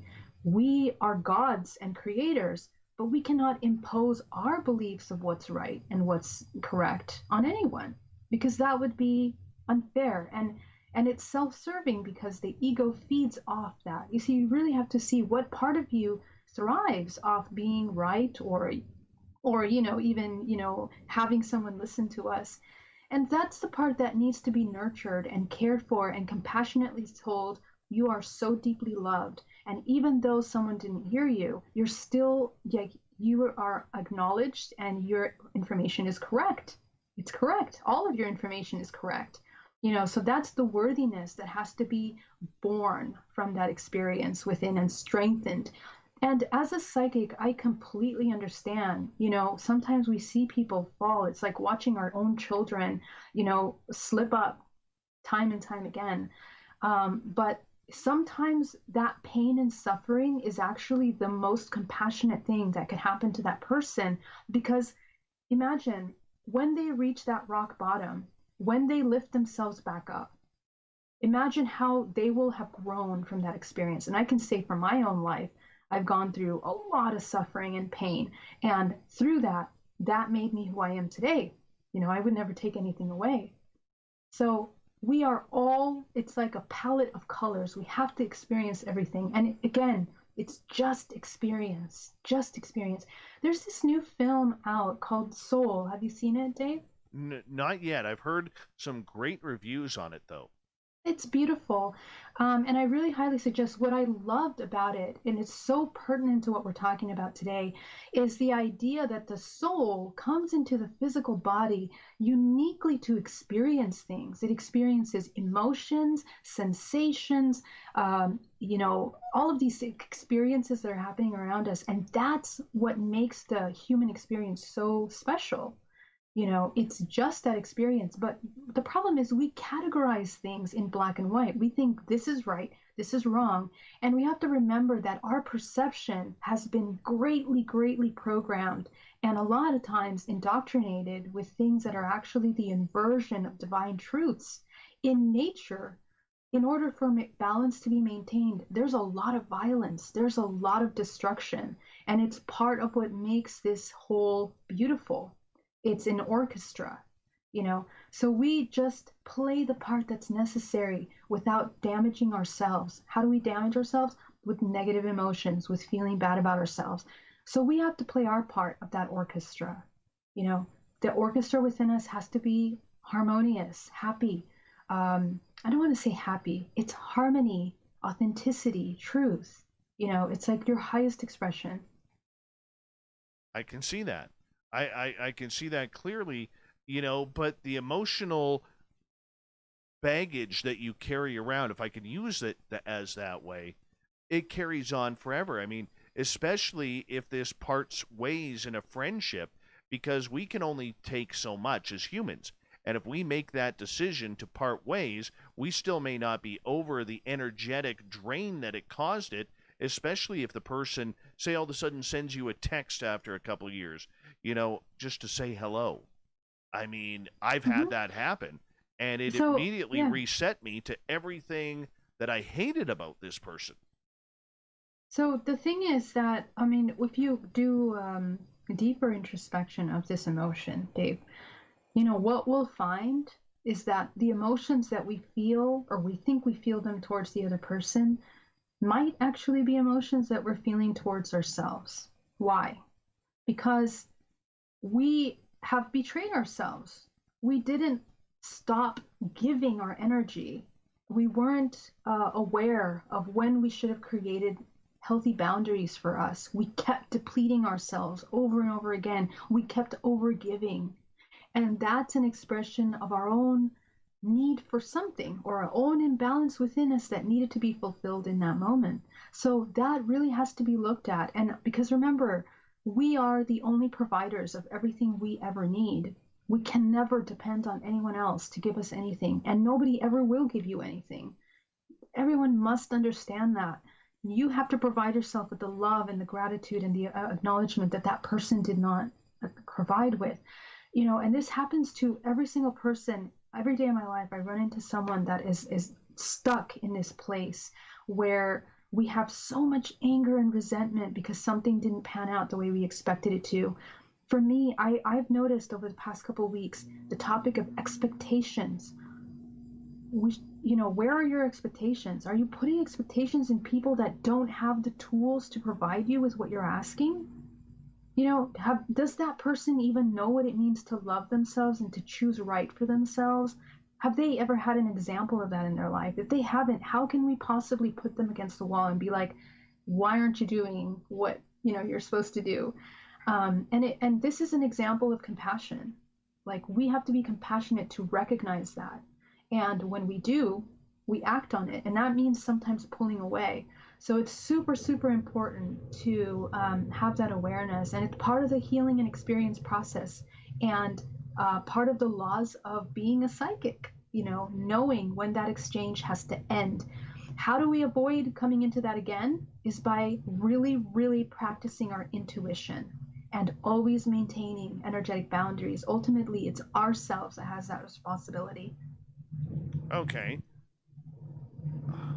I'm not sure I agree with the self-blame on that. To me, and maybe many others out there, and I could be reading this completely wrong, but I mean, because we all have issues, we all have drama, we all have these psychic cords that we continue to hold on to and embrace that eat up a lot of storage in our own bodies. And but I do have to, maybe disagree with you a little bit on that, because you know, as much as we can try to alleviate the situation, whether it's moving, finding new friends, whether it's, trying to find anything that will take us to that peaceful level, it doesn't mean that we've been able to release the pain from it that was caused. And I think that's where I'm having troubles understanding, because Yeah. I think for a lot of people, when we give our bodies and our minds and our souls to help someone that we love, care for, and help nurture as friends, that we want to be able to give it our all, just like we would expect from them.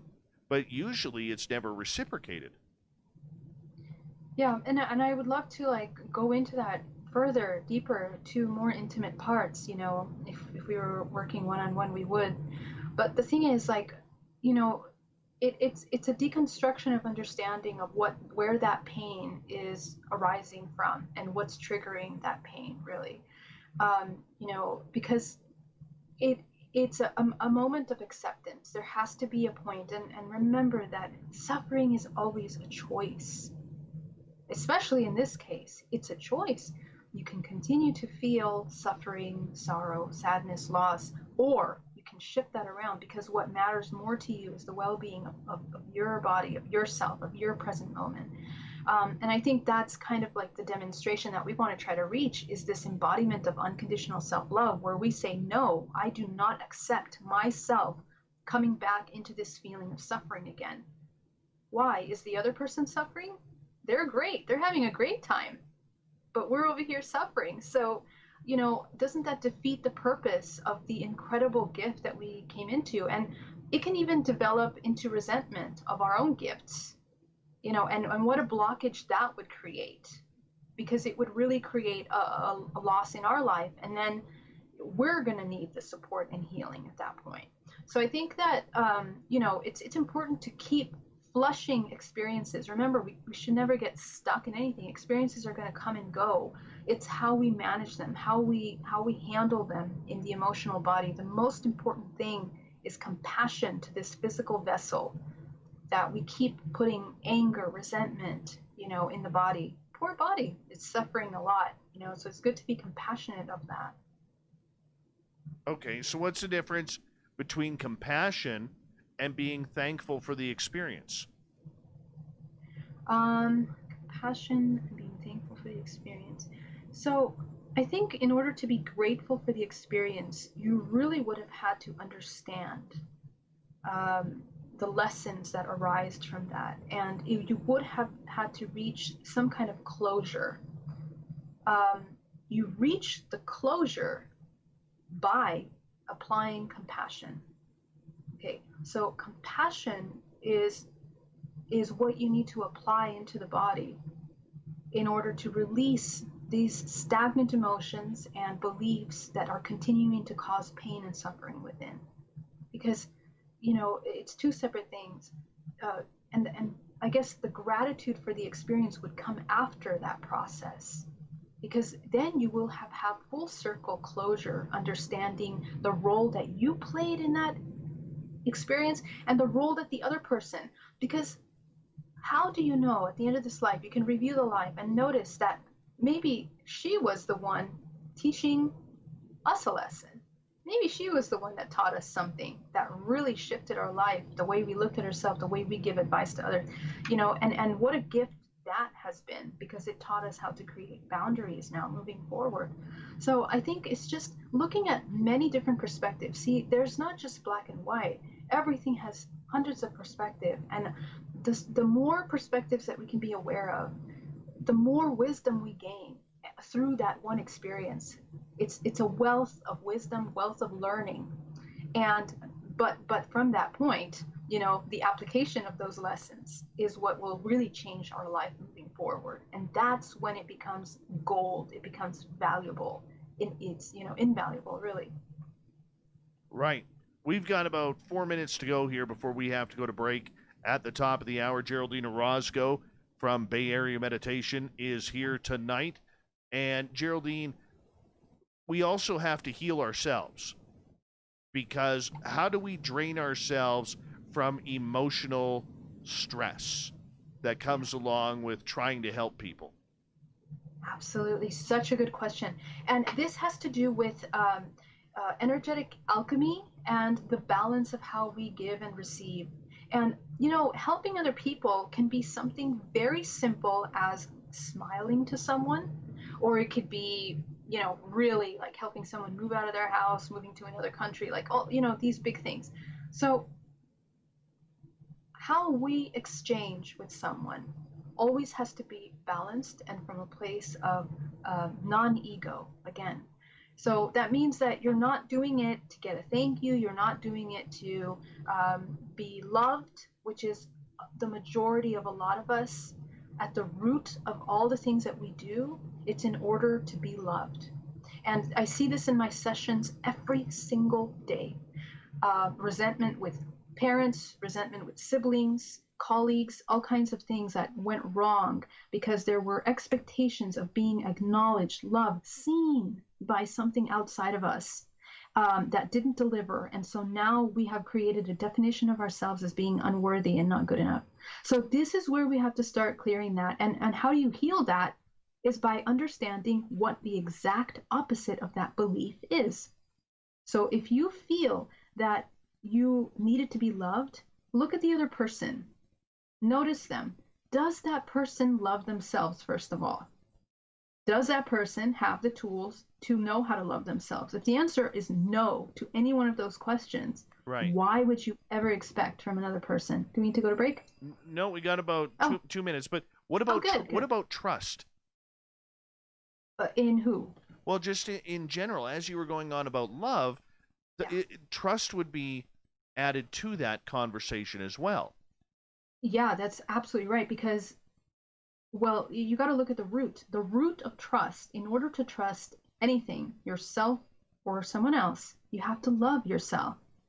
Love is not just an emotion. I'm talking again about this creative life force, this balance within you, this acknowledgement of what you are and what you aren't, and still accepting yourself fully for that. So if you're in that state, you now trust yourself because you know yourself so profoundly. This is where we need to get to, people. We need to get to this state of unconditional, unwavering self-love, because it's the foundation of creation, of health, of everything. So when we're there, we know what trust is. The majority of us, we don't even know what that is. We see what it is on TV. We see what they say it is in books. But have you really truly felt love? Trust and love, both those things need a certain level of complete surrender, blind surrender. And that surrender is an expression of your feminine. Okay, so the balance within you that is sustaining these two pillars of your expression, feminine, masculine, right? This is necessary within you. And so you can reach those parts by noticing where you have pains of traumas of the past and beginning to look at what you need to complement that. If you need more love, you have to love yourself. You have to support yourself. You have to trust yourself. You have to do all those things to yourself first in order to even recognize them. Sometimes some of us are so covered in pain that we can't even see that other people are actually maybe giving that to us. And it may not come in ways that we see on TV or that we've been programmed to think it has to come through. It's a complete redesigning of beliefs that has to occur. And the only way we do that is through our own personal experience and introspection, because everyone is here to experience things in such a beautiful range of different ways and varieties, So that's the human race.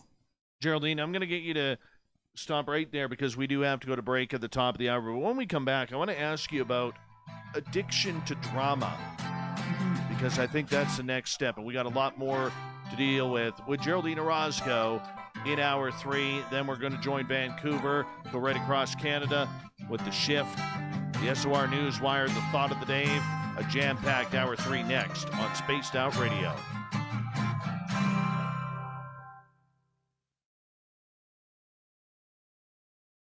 Beautiful show so far. Beautiful show. Yeah, such a great topic. Thank you so much. Oh, no, thank you for being awesome. I will be right back. I'm just going to run my dogs outside. Okay.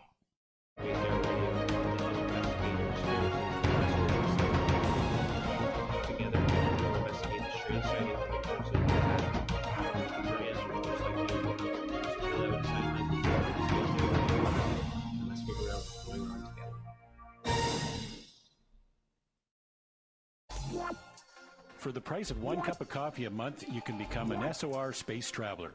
The Space Travelers Club is a place where you can interact with other listeners, either live during the show or on our great forum. We want your stories, pictures, comments, and ideas.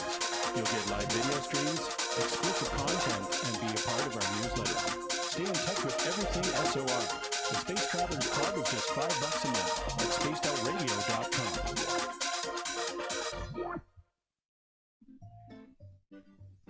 Looking for creative ways to get your company out in the public? How about advertising on Spaced Out Radio? Our sales department is waiting to hear from you, and we can work around any budget. From commercial spots to banners to special promotions, there are many opportunities to get your name and product out to our SOR listeners. For a price guide and more information, please contact us at sales@spacedoutradio.com.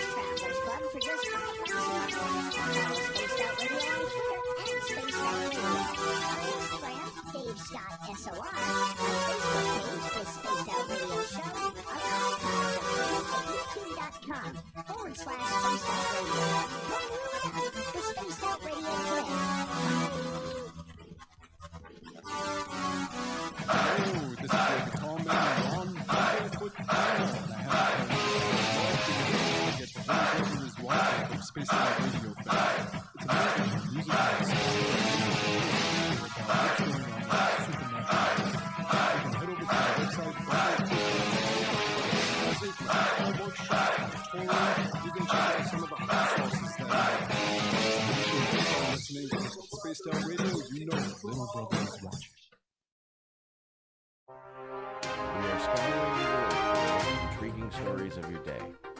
Take the time to read up on the SOR Newswire, where our team, led by Captain Shirk, will deliver to you some of the best paranormal and supernatural news, along with some stories that will blow your mind from the weird to the wacky. It's the news outside the news that piques interest, and that's what we're looking to deliver to you.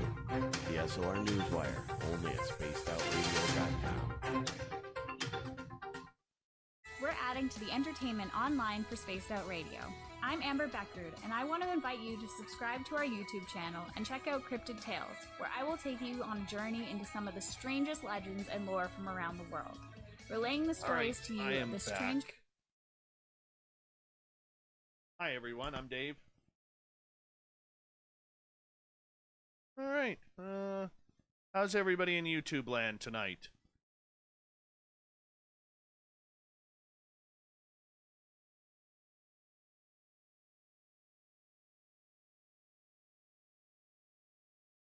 Dave's back. But he can scroll back and see the comments.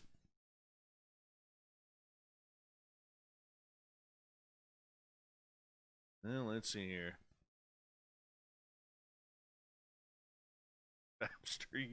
Babster, you're on a roll tonight. How much Aqua Velva have you drank?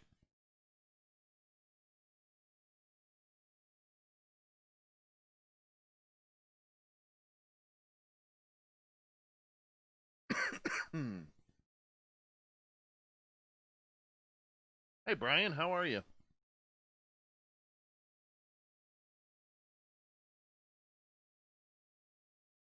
John Swan, good to have you. We got 90 seconds. And I'll guarantee that Geraldine is sitting there listening to this with her mute button on her microphone.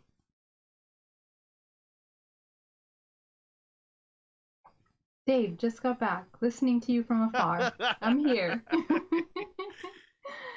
Awesome. I am Awesome. listening. Excuse me. Well, let's see here. Where are we? We got about 1 minute. 1 minute. Okay.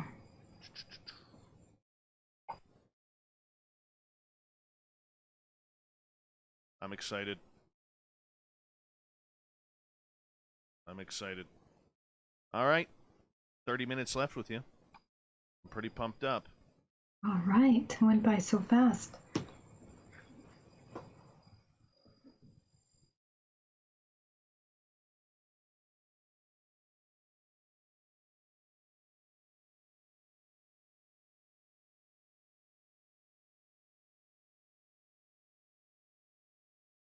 Twenty seconds.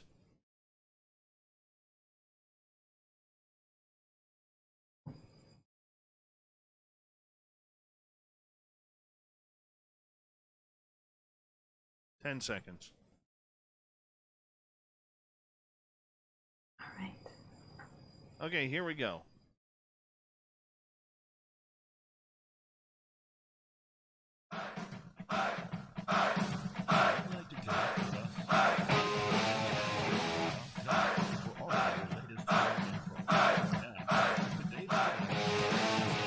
Third and final hour is underway tonight on Spaced Out Radio. Thank you so much for taking the time to join us. We really do appreciate it. And we want to say hello to all of our brand new listeners on KBSZ. I went to say Z. KBSZ 97.3 FM, The Rattler. We appreciate you joining the Spaced Out Radio family. Thank you so much. Trust me, being Canadian, I always say Z, not Z. I am getting better, though. I am getting better. We also want to say hello to everyone listening in on our terrestrial affiliates around North America, digitally on TalkStream Live, Revolution Radio, and KPNL. Remember, you can check out all of our archives for free by going to youtube.com/Spaced Out Radio. Just do old Davey the favor, hit that subscribe button. The Desert Clam has set the password for tonight in the SOR Space Travelers Club. Kalamanco. Kalamanco is your password. Use it wisely, Space Travelers, as the Clam sets the password each and every night right here on Spaced Out Radio. Our website is spacedoutradio.com, where we have a plethora of features for you, including rocking out to Bumblefoot and reading up on Captain Shirk's SOR Newswire. Follow us on Twitter at Spaced Out Radio and on Instagram at Spaced Out Radio Show. For the final time tonight, we introduce Geraldine Orozco. The Spiritual You happens at the beginning of each month, where we find our Zen and our Chi, and we're going through it big time tonight with Geraldine. Her websites, hybridmother.com, geraldineorozco.com, and bayareameditation.com. I need her to rebuild spacedoutradio.com. I don't know how she does it, but she does. She's amazing. Geraldine, welcome back.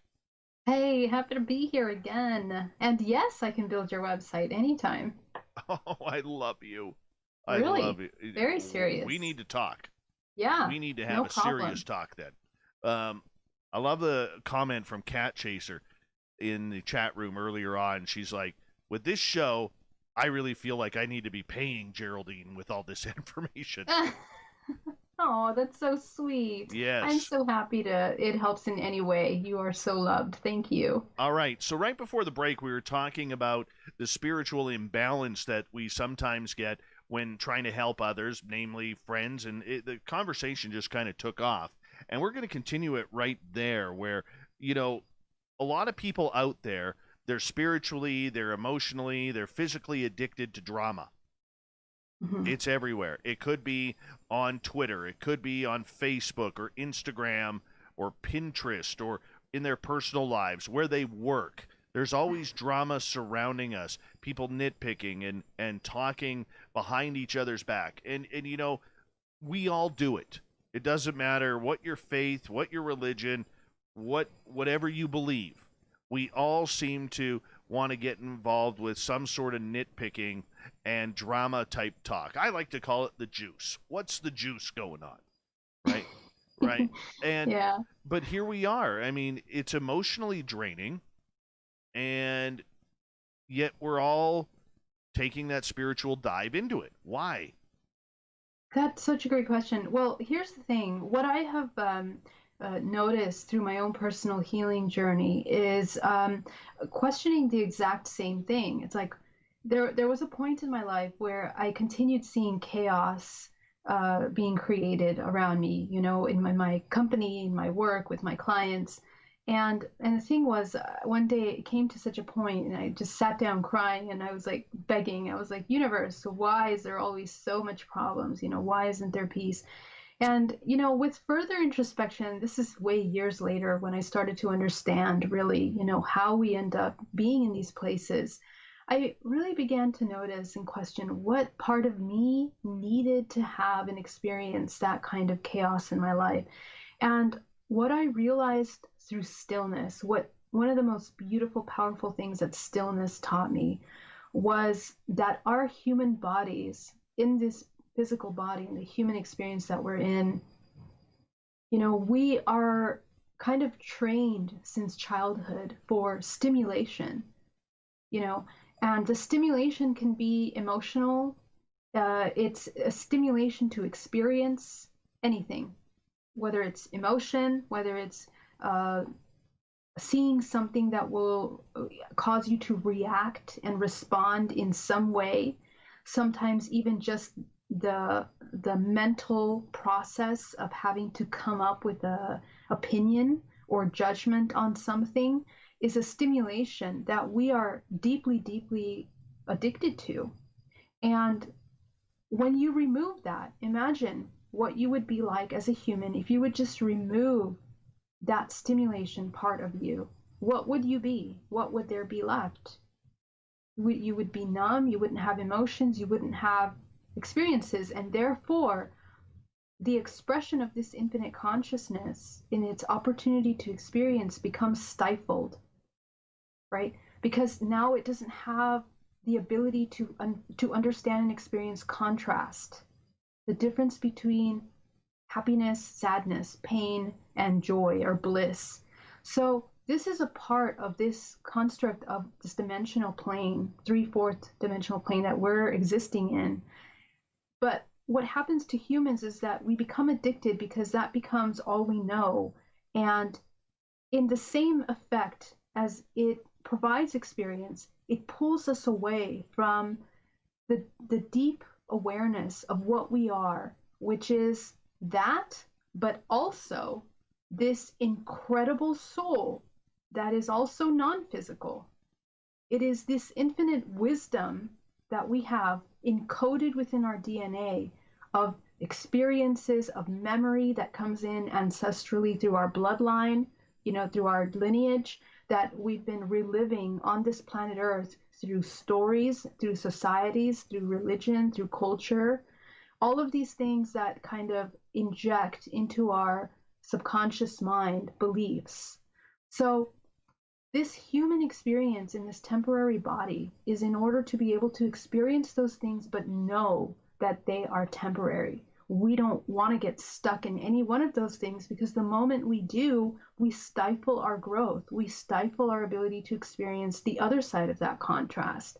And the majority of humans have been told that we have to be in constant state of survival, constant state of pain, suffering, in poverty, spiritual, mental, financial, you know, in so many different areas that we have been indoctrinated in many ways to think that that is what the human experience is all about.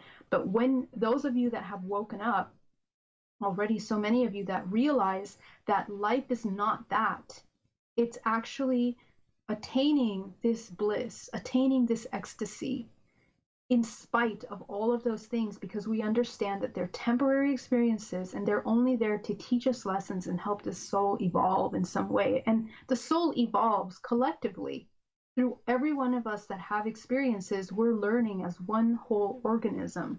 So that's what we have to keep in mind. And that's actually the bigger picture of this, because the drama is always going to be there. And the drama is a reflection of the inner drama. It starts inside, right? Because everything is based on holograms in this reality. You are a hologram of your origin point in this universe, which is interconnected with all living beings.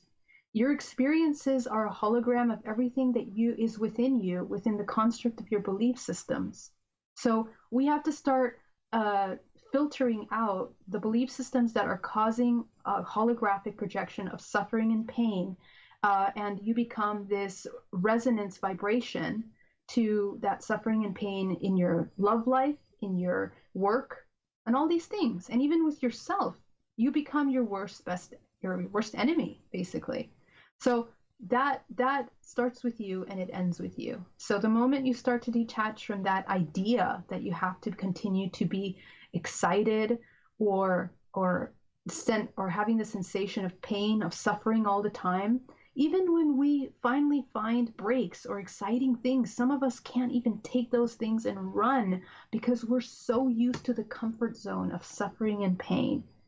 So imagine that, our poor humanity, our poor souls, that we just need to understand that if only we could just lift our heads from looking down at this tiny little hole of perception to the bigger picture, you would just easily be able to make the choice. I rather choose that joy instead of that suffering. So that's a choice that we have to make every moment, guys. And, thank you for that question. I hope I answered it.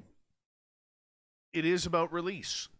It is about being able to cut those ties, cut those cords, those life cords that seem to hold us back. And so once we cut them, what happens? Right. So it's a redefinition of patterns of experience. And really, we're talking about brain, it's like these neural pathways that we have built based on that suffering. So the moment that you break a habit and you start replacing the old habit of suffering with a replacement of either neutrality, which means that you're disconnected and you have no expectations of what's going to happen. You're disconnected from any kind of expectations of emotions or results. That's when you're in a place of flow. That's when you're in your highest power. That's when the highest creative life expression can be had. This is not just physically, but energetically, anatomically in your body, chemically in your body. Your body is in a state of creation because everything is in harmony. That's when we come into our superpower bodies. And that's where we can start flowing, where we start manifesting abundance, love, all of our dreams. Okay, and I know this because I've experienced it myself, and I've gone through highs and lows of this. I understand sometimes it's more abundant, sometimes we're less. It's all a part of that evolution. So ebb and flow, guys, just continuing to move through those experiences without getting stuck on anything, and savoring, understanding that even that suffering, we can get something from it temporarily, but then just not having to hold on to the suffering in the body. Okay, let me just quickly tell you, how do you release emotions that are stuck in the body? So let's say you're holding on to a lot of anger. You have it in your belly. Now, we'll talk about this in another episode, but the parts of the body store emotions, and certain organs store specific emotions. So for a lot of us, feelings of anger live in the solar plexus. That's your belly area. So it causes indigestion, it causes stomach problems, digestive problems, problems with your spleen. So these are the results that manifest on the physical form when we continue to hold on to these heavy emotions. So how do you get rid of it? You observe it. It's that easy and sometimes that difficult, okay? So feel the emotion in your body. You're going to observe it, which means that it's going to intensify. And when it intensifies, a lot of us, we tend to want to run away. We want to divert our attention to something else, or we want to run away by stuffing it down further and just ignoring it. But it doesn't go away because energy it doesn't disappear, it doesn't eliminate, it only reallocates. So by your attention on that emotion, you have the ability of observing it. And when you do that, you come into this second mind that is now looking at your body from the outside in at how you are responding to that emotion. what you'll notice is after looking at it, the emotion, you'll notice it'll gently begin to dissipate. And that's what emotions are for. And what will arise in your mind is other thought forms, words, key terms that will help you understand why you're feeling that emotion. Okay? And so when those terms come up, you will have understood this is how you process the emotion, and it'll leave your body. So every time you come into emotion that feels sticky and you can't remove out of your body, you can't shake it, watch it, and it will. And after that, after you exercise this ability to process emotions properly, you take what you've learned from that emotion and you now turn that into wisdom by applying it to your life. What do you need? What do you need? So you felt anger. You're now, it said resentment. Now it said, not feeling good enough. Okay, how do you feel good enough? You provide yourself with the tools to do that. And so this is how you start reconstructing your life. What you're doing in that moment, you're literally breaking a pattern. You have recreated a neural pathway from the one that wants to feel the anger all the time, sending all those chemicals and electrical signals through your body, into another one that now says, instead of feeling angry, I'm going to do something constructive. I'm going to feel peace, balance. I'm going to let go. I'm going to be in a state of neutrality. You've rewired your brain in that moment. Okay? So you continue doing this. Imagine where you would be. And a lot of us are cycling through cyclical ancestral programming. So that means in your family, the majority of them are dealing with one main issue. It could be anger or resentment towards the divine feminine, or resentment towards, religion. It doesn't matter. Like any one of those things, it can manifest, and it's going to be a cycle that keeps popping up in your life. And until you resolve that, you're going to keep calling those experiences into your life. So the sooner you deal with that, the better. The better for you and the better for healing. What about anger? Yeah, anger. Anger is exactly the example that I was giving. And anger is something that is a lot of the times our inability to accept, denial. And a lot of the anger that we feel, that we think we're feeling externally, actually circles back to anger that we feel towards ourselves. And it's actually the same for a lot of emotions, okay? Because at the root of all emotions is fear, okay? And you can sit and analyze that as much as you want.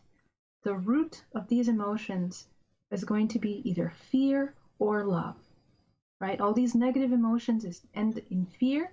All the positive emotions end in love. So, to simplify this practice, choose and question yourself. Am I coming from a place of fear? And if so, what do I fear? Is it true that I should fear that?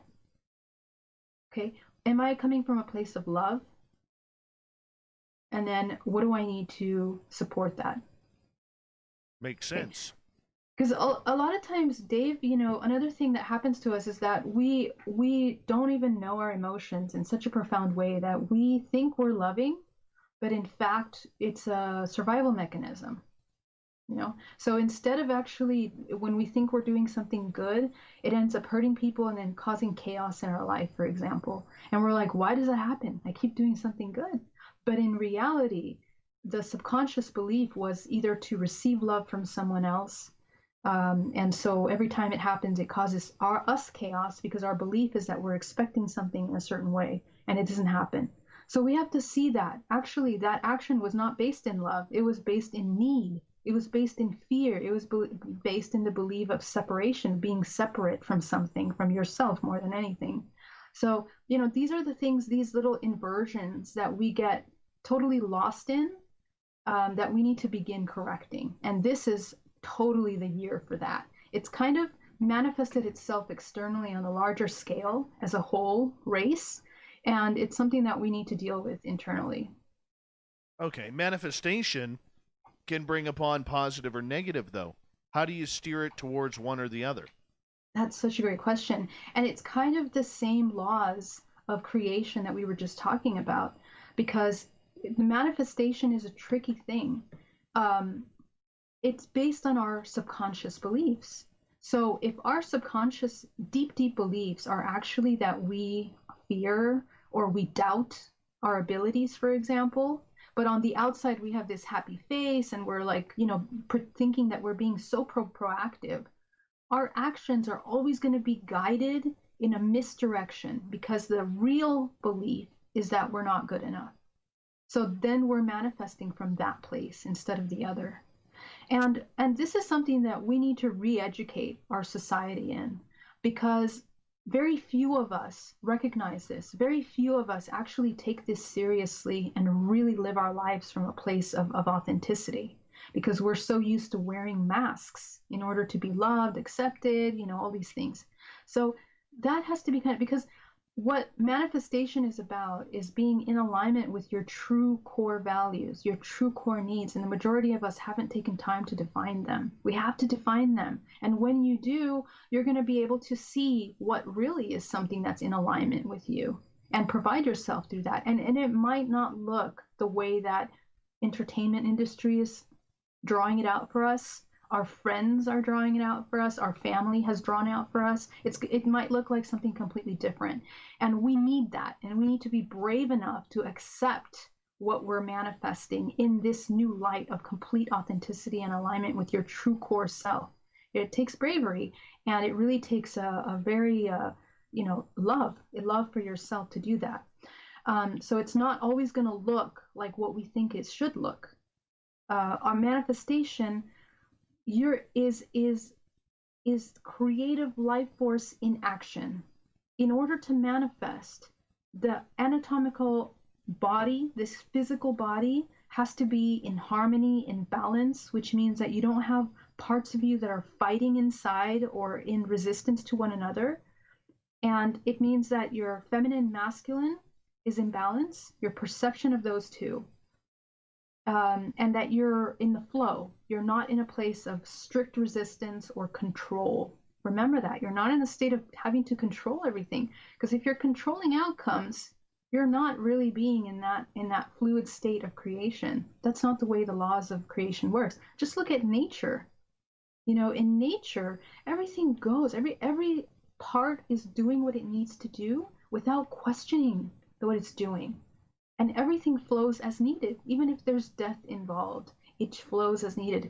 We as humans have to reach that wisdom, and we have to learn from nature that the more of us that come into that state, oh my gosh, we are really collectively bringing ourselves into a state of, this symbiotic creation and balance and coherence is the word, coherence with all living things around us.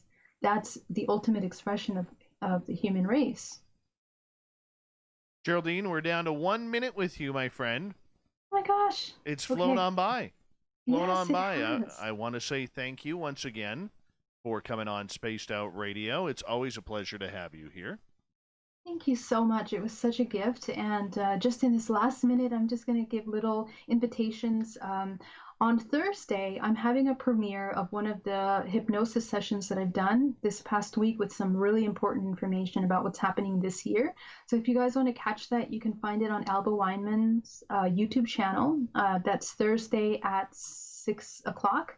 And tomorrow night, I'm doing a special online live with Higher Circuit, which is my startup, with all healers that are looking for clients and clients that are looking for healers. It's a database at higherhealing.com.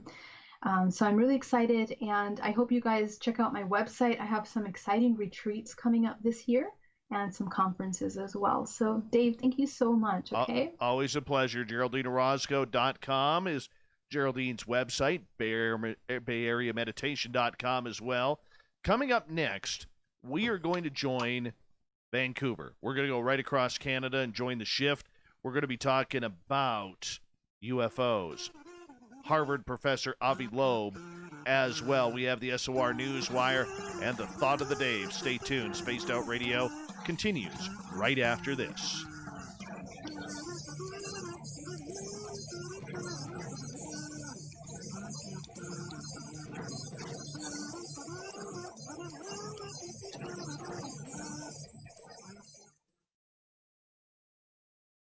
Another brilliant show, Geraldine.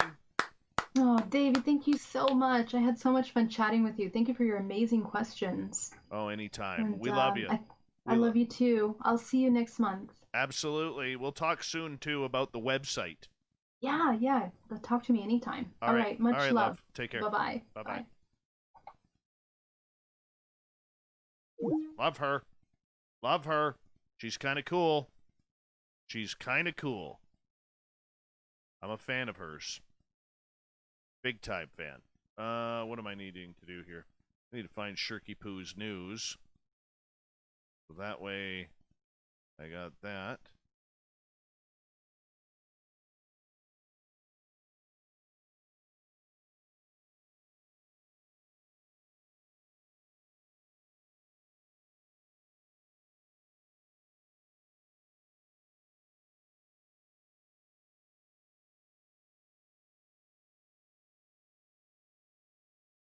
Make sure all of these are muted again, so that way I don't get a blasted, whatchamacallit.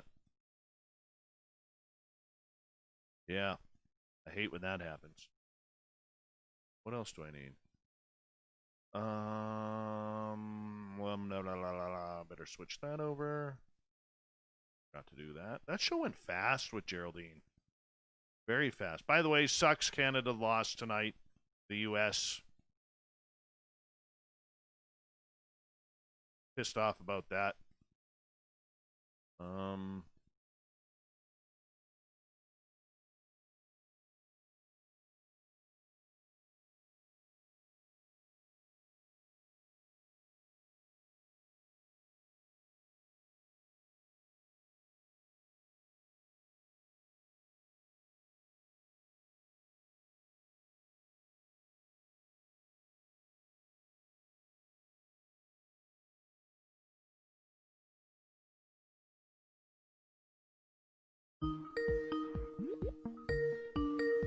Hello, Dave here.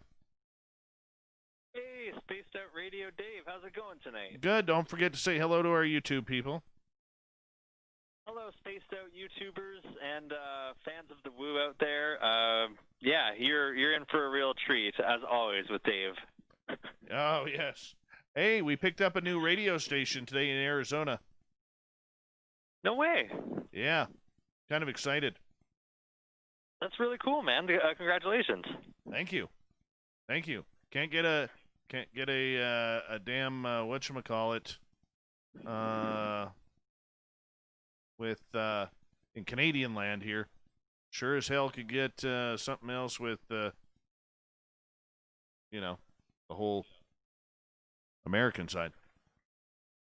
Well, that's good news, man. That's really awesome, dude. Yeah. All right. That's Shane great, man. Shane tonight, right? Yeah, Shane tonight. Yeah. Well, that's really good news so far for Dave in 2021. I gotta tell you. Oh yeah, it's been a good day. Excellent, man. All right. Well, we'll be linking up with you soon here around 36 or so. Sure. Yeah, and we're going the normal time, right? Yeah, normal time. Yeah. Okay. Cool. Appreciate it. Okay. Talk to you in a bit.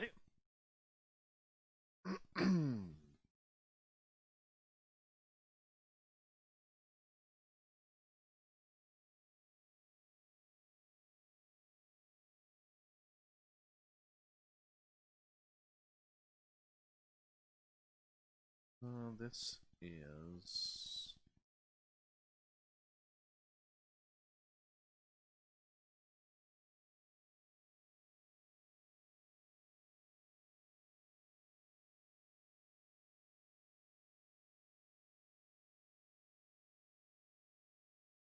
cool. I'm ready.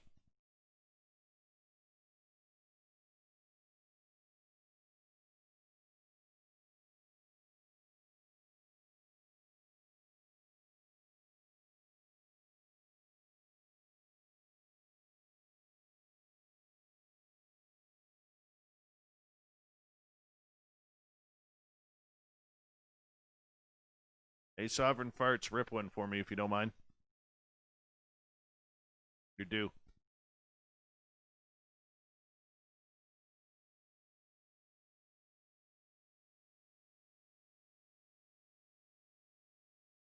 night owl.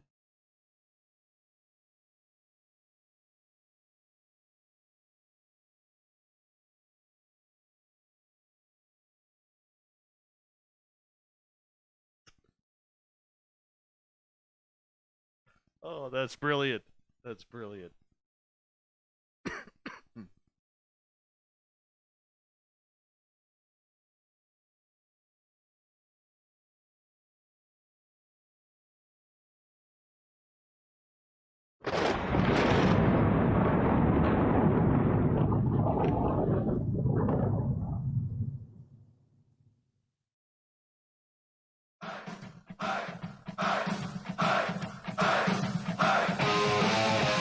We've rounded third. We're headed for home tonight on Space Out Radio. My name is Dave Scott. Thank you so much for taking the time to join us.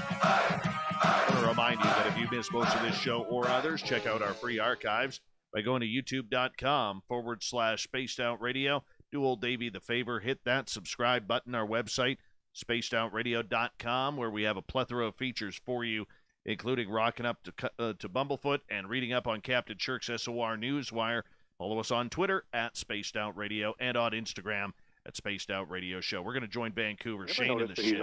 He's always 15 seconds late, right, on purpose? Like, he's always 15 seconds late. Always. Because then he gets his promo in on the show. Like, this is how smart Dave Scott is. Well, I'm just surprised you guys mic me up that early. Well, it's turned into a bet. We've got a full-on betting system going on here about what you're going to promo. And it's like Sports Select, except it's like Spaced Out Radio Select. I know. It's all about aliens and ghosts in the woo, man. Yeah. It is. Well, it's about making money, brother, apparently. Welcome to the show. Happy New Year, Dave Scott. Happy New Year to you, my friend. It's been a wonderful day. It's been a wonderful start to the year so far. Much brighter than 2020. And I'm looking forward to seeing where this year goes. If the first few days have been any result, I'm looking forward to it. That sounds intriguing. Before we got to 2021, over the holidays, there was some exciting activity going on with some lights in the sky. And it happens to be in one of my favorite places in the entire world. Can you share us a little bit of the story for those who don't know about the lights over Honolulu? You know what? We're going to have some fun with this one. Okay?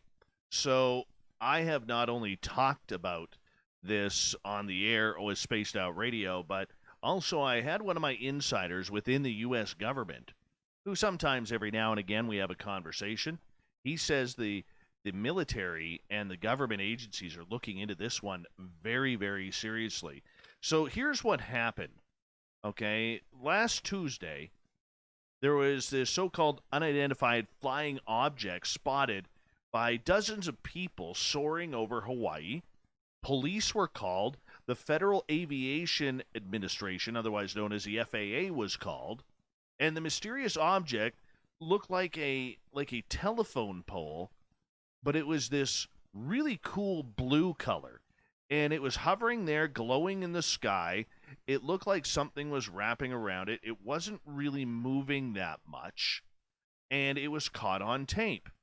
And the lady who caught it is like blown away that she was able to get it. And they were able to follow it until it went right down to the ocean and seemed to disappear underneath the water.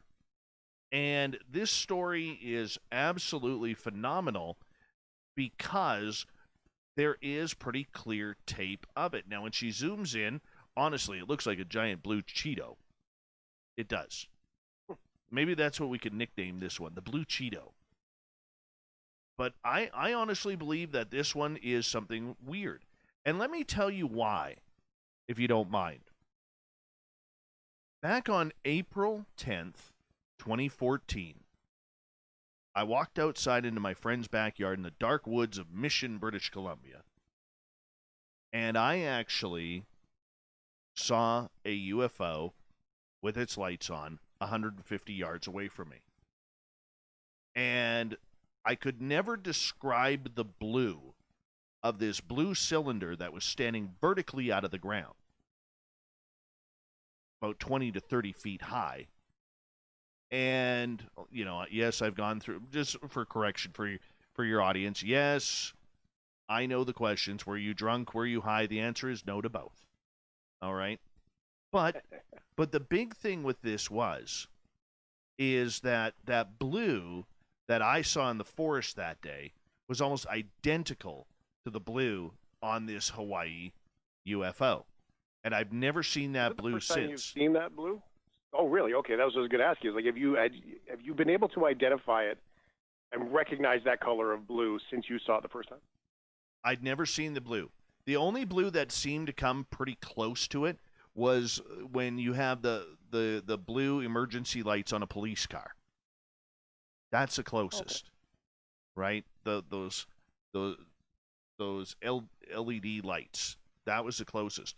But this one here, I mean, the way it slowly, in full control, heads straight to the ocean. This is what's a little bit amazing. Now, we can call it a UFO because it is an unidentified flying object, Shane. What we cannot call it is whether or not it's of alien descent. Now, if it hit the water and all of a sudden started moving underwater, which we have no proof of, well, that's a little bit weird. Let's just be honest. I mean, this could be anything. From what talking to my government source in the U.S., this was something that caught them very much on guard. Okay, the FAA reported nothing anomalous or any type of airplane or commercial airliner or military jet in trouble. There was no flames. There was no engine sounds. Nothing. Now, one hypothesis on this was that in a lot of places, hang gliders who like to go out at night are starting to illuminate up their sail. So the big question is, if this is human, is that what we're looking at? But right now, we don't know. And all the witnesses will say that after this one went under and into the ocean, which wouldn't be good for a hang glider, by the way, there was another light in the sky, a white orb that was floating around where this blue cylinder, if we could call it that, was hiding. Or not hiding, pardon me, was hanging out in the sky before heading down in a controlled motion to the ocean. So, were there two UFOs? Was it maybe a drone for that white light that was following a night hang glider? We don't know as of this moment. So, question then. There's 50,000 military people stationed in Hawaii. Yes. There is an awful lot of aircraft. There's the Wheeler Army Field, like you name it. There's, of course, the old Pearl Harbor stuff, which is not so much, active anymore. But there's Air Force, there is Navy, there is Army. It's all there. 50,000 military folks. So wouldn't it make sense that at some point in all of that they would have some answers in the military? I mean, it's kind of a scary notion to think that things are flying over a place like that and nobody seems to know what it is. Well, this was the response I got from my insider today. And I'm pulling it up on my phone right now. He says, I am told the U.S. government is tracking this event very interestingly, but I've also been told that this was a missile defensive system. Okay. Where was everything else? And if this was a missile defensive system, usually a missile defensive system is another missile going into the sky. I could be wrong because I'm not part of the military. All right, but if this was... logic says that, I agree. But let's face it, we know government cover-ups. We've seen it for years in this. Now, we could say it's a UFO, or we could take the government for their word, or the military for their word, and saying this was something else. But remember, Roswell was a weather balloon after it was reported that a spaceship had crashed. There's not much trust there. Well, it doesn't. This is why there's not much trust there. I mean, because one of two things is going on: either somebody doesn't have a handle on what's flying over the island, or someone's not telling anybody what's going on. And that's the problem. That's the problem. And the United States Navy is not going to give up any more information than they don't have to. But the interesting part about it is, in 180 days, or under that now, probably around 175 days, we are going to have to see what happens in June when the UAP task force has to release the files to the public about UFOs. Will this one be in there? We don't know. There's logical answers for a lot of things, but sometimes it's the illogical that we're searching for. For anybody who's wondering, because I share on the show that I am a big fan of Hawaii in general, right? So it was Nanakuli on the west side of Oahu where it was spotted. And if you ever get to go to that side of the island, there are some real sketch areas. There are some really great areas. There's quite a few tent cities around there as well. But in Nanakuli, there is the Sack and Save in Nanakuli, great little local grocery store. There's also the Aloha Sub there, and it's worth a sandwich, just saying, if you ever go, if we ever are allowed to travel. Well, I mean, you have to be voted into politics to do that, right?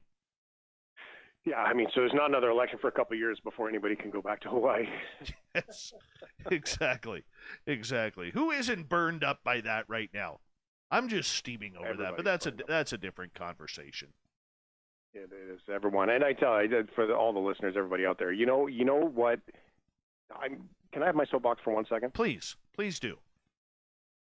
So you know what all that has in common with your audience and Spaced Out Radio, and we talked about it here on the show, is that the conspiracy theories that about all the things, whether it's the COVID, the government, the tinfoil hats, the UFOs, the conspiracy theories, and I don't mean like people that have done their research and tried to figure it out and they have ideas and they go about it the right way. I'm talking contagious conspiracy theories, the gossip. They get exaggerated when governments do stuff like that. That's the problem. You run into that in the show, and we run into that as voting citizens as well. And that's what this all has in common between the two shows, is that when governments behave the way that they behave with all the travel things, that's where we both get stonewalled, because that's what causes people to lose trust in ways where we shouldn't. And so, that does nothing for anybody who's trying to do research into the stuff you talk about or the stuff that we talk about. So anyway, soapbox done. Thank you very much. No, that was beautiful. It's Stonewall. That was beautiful. Yeah, it's Stonewall for all of us, and it sucks. But remember though, I'm going to take that soapbox for a quick second here, if you don't mind.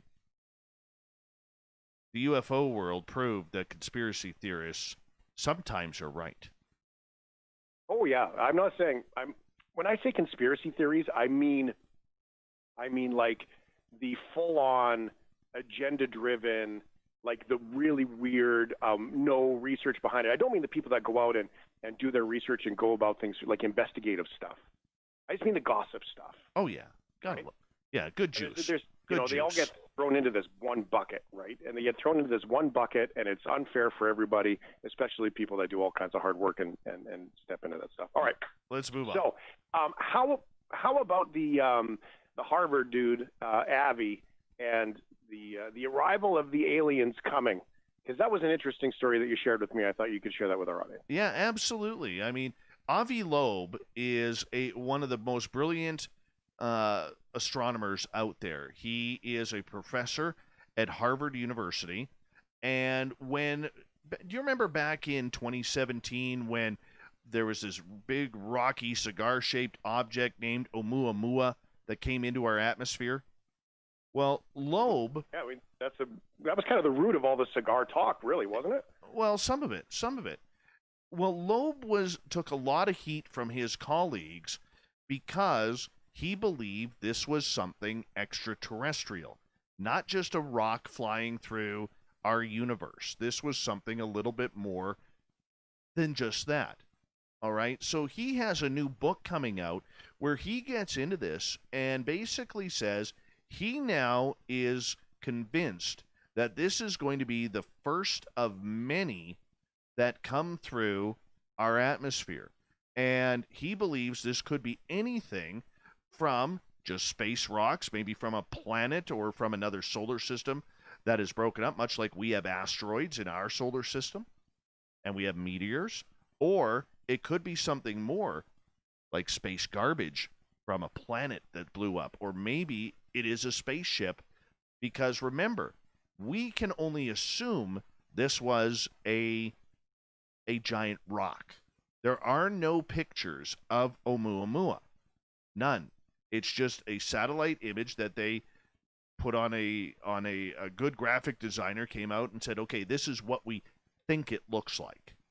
But now he's saying that there's going to be more interstellar objects coming out, and we should be ready for it. It's absolutely incredible. You know, I mean, could this be that we are preparing for more? And could we be opening up and setting up everybody on this planet that the word extraterrestrial, even though it may not mean aliens, actually means something more, that we are going to start seeing more of these type of incidents happen over the decades, the next few decades, before maybe we actually do find life elsewhere. Are we way too inside the box when we think of this like you know, like it's a shiny spaceship that sits down and then opens up and a dude with two legs walks out? Like, are we way too inside the box in thinking that aliens would even look like that? And maybe that this space rock is an example of what an UFO would look like? Look, at first, when they had the image, they weren't sure, and many scientists out there still are not sure whether or not it was a rock or if it was a spaceship flying by. Like I said, there was no photographs of this. If you believe the experiencers who have had extraterrestrial phenomena happen in front of them, they will tell you that there could be creatures on there that walk with 2 legs, 2 arms, 3 fingers, 1 thumb on each hand, and, you know, literally paralyze you in your bedroom and then take you and zap you through a wall or a window and take you up to the ship, do a little dancing, you know, put on a bunch of Rick Astley over and over on replay, if not Coldplay, do horrid things to you while you have to listen to the horrid music, and then you come back to your bed and say, wow, that was a terrible dream.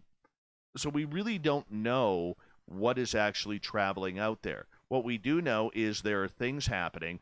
There are many interesting involvements happening with the governments of the U.S. now that they have their UAP task force in for funding in their latest budget. We have a lot of cool things coming up in the UFO world, and Avi Loeb, I believe, is credible enough to say, we don't know what this thing is. We need to find out because there's probably more coming. Dave Scott, spacedoutradio.com. You want to check out all of his stuff and the hard work and research that they put into the show every day. Happy New Year, brother. It's great to hear your voice. And Always a let's pleasure. make 2021 amazing. You too, my friend. And to all your listeners, too. We'll talk to you Thanks for next being here week, with us. my friend. Appreciate it. Take care. Right on. Dave. Speaking of the news, let's do this thing.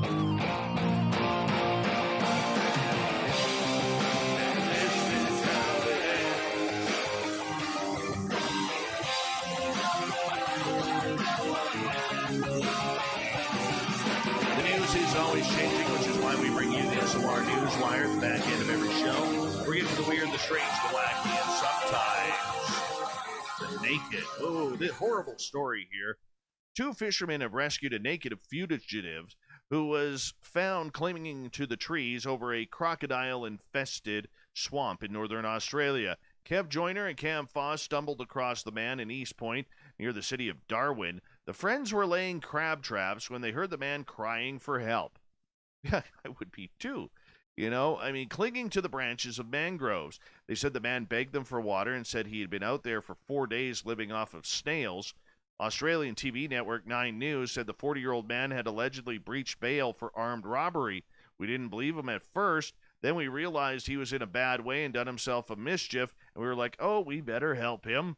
Mr. Foss said the man told them that he went out on New Year's Eve to a concert, adding, we thought he had a big night. The fishermen allowed the man to hop on board their boat. Mr. Foss offered him some shorts to cover his modesty.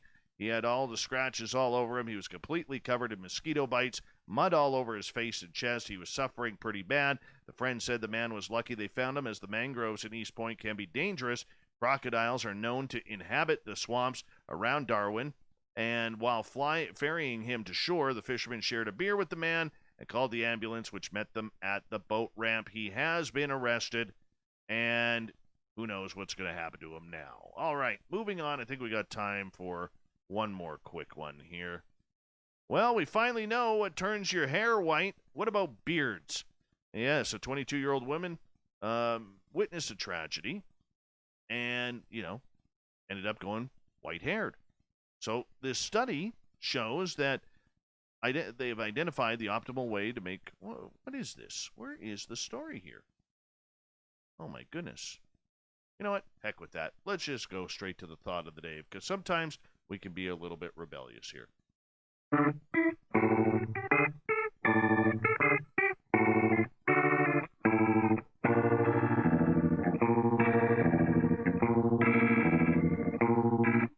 Thought of the Day happens every night at this time, where we ask a question on our Facebook and Twitter pages, then read your responses on the air, because we love the audience participation around here. Today's Thought of the Day is as follows. Have you broke your New Year's resolutions yet? If so, or if not, what are your resolutions? Marty, one of our favorite veterans, says, I don't make resolutions, but I always have a list of projects I want to do during a new year.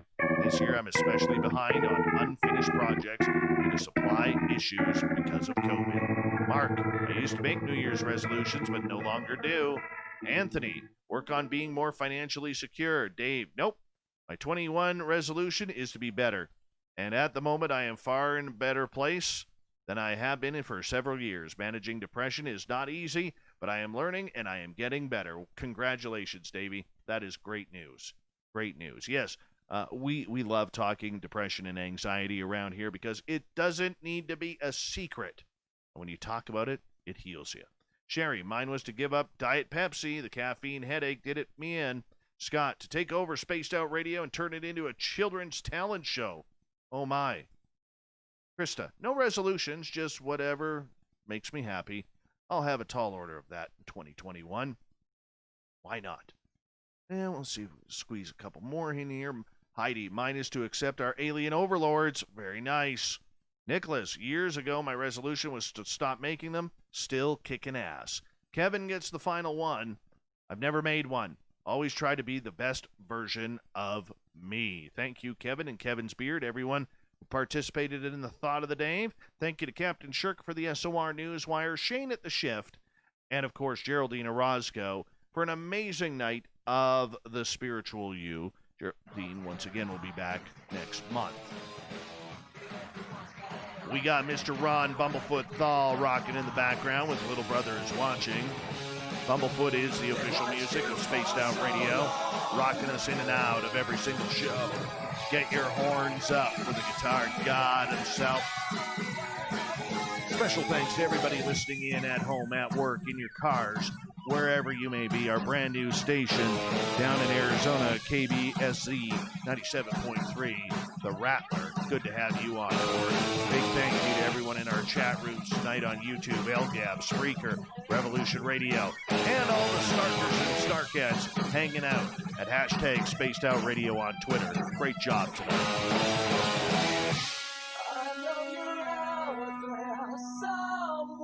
Remember, this show is copyright by Spaced Out Radio and SOR Media Ventures Limited. Thank you so much for choosing to share your evening with us, because together, my friends, we're watching. We own the night. Mr. Bumblefoot. We need a favor. We need you to take us home.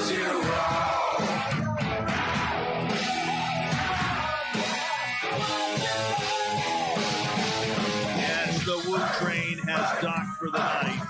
But tomorrow, my friends, we shall ride again. Your seats are always available. Your tickets never expire. And if you want to bring a friend, we've got room for them too. Good night.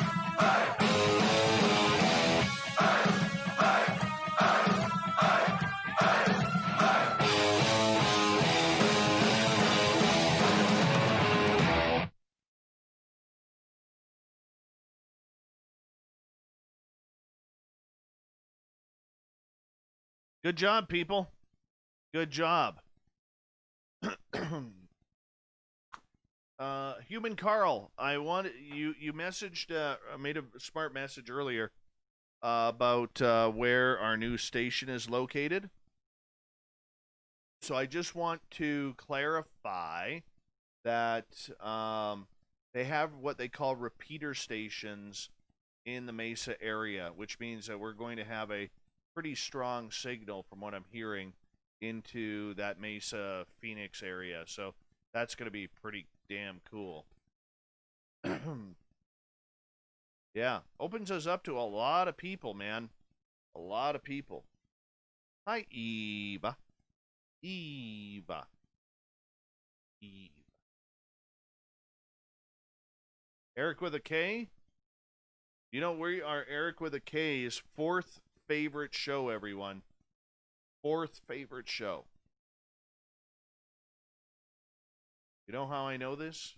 He told me. He did. We are his fourth favorite show. Beautiful thing, really.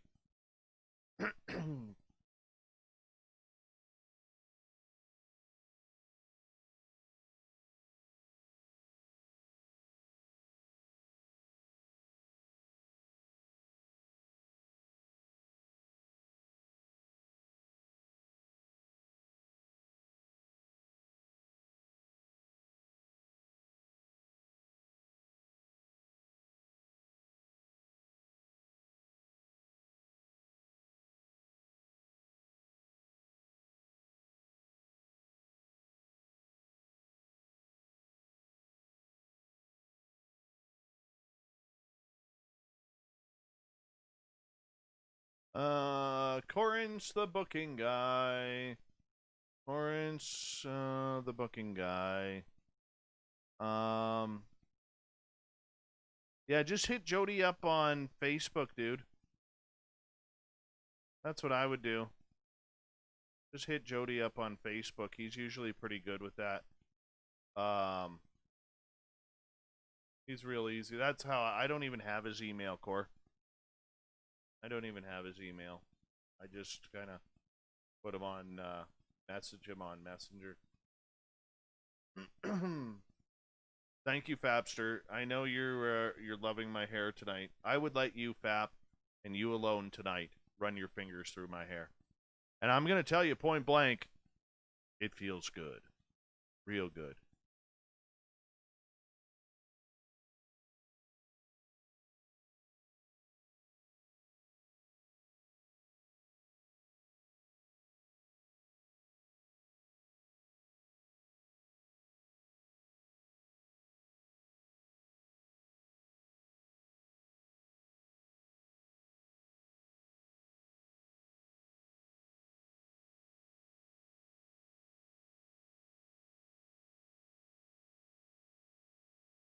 Give me 2 seconds here, everyone.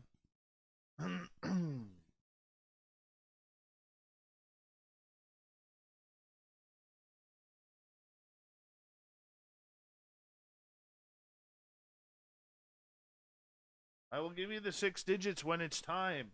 You can't rush the 6 digits. They have to manifest. They have to manifest, Howard. Manifestation is important. Much like the 6 digits.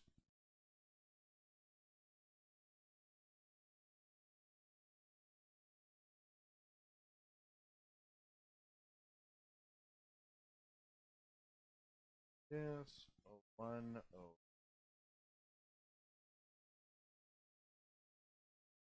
Let's go. Who's tomorrow? Who's tomorrow on the show? How horrible is that? I don't even know.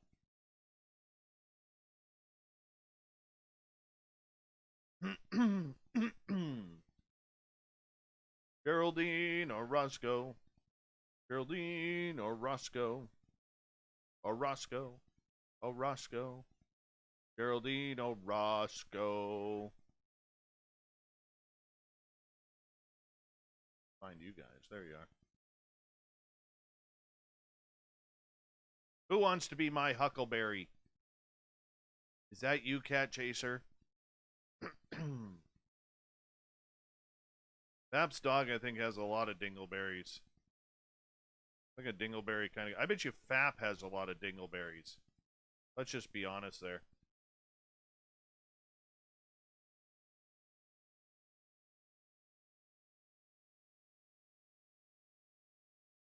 Hey! Look who it is, everyone. It's gorgeous Larry Schultz. Late, but still makes the party. Still makes the party.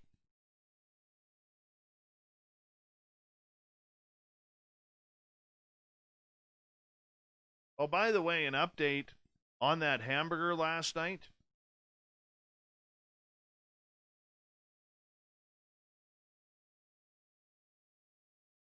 On that hamburger last night, I think I took 7, 8, maybe 8 bites in it, downed it big time. That hamburger, that spicy burger last night did not stand a chance. I destroyed it.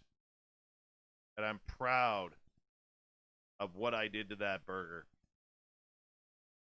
It was a Dairy Queen spicy, what do they call it? Flamethrower burger. I destroyed it.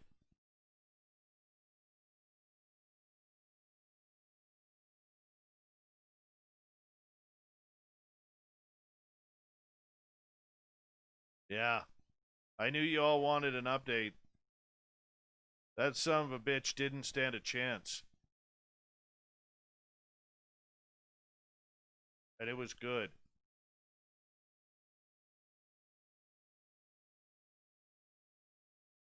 I would love to try a smash burger. I just love burgers. But let's get something clear here, people. Okay? There is no such thing as a vegan burger. None whatsoever. No such thing. We got to stop. For you vegans out there, you vegetarians, stop stealing our food names. Make yourself feel better, like you're part of society. Okay? There is no vegan burgers. Okay? There's no vegan ice cream. All right? Get your own name. Be creative. Get your own names for things. All right? A burger has to have something dead on it. And not just plant-based dead. Just the rules, people. I don't make the rules.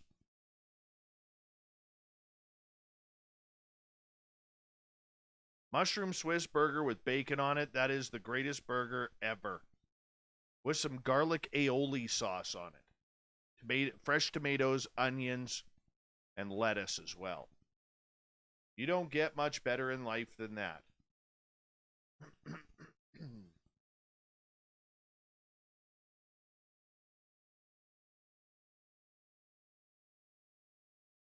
Exactly. There's no such thing as tofurkey. Okay? Nothing.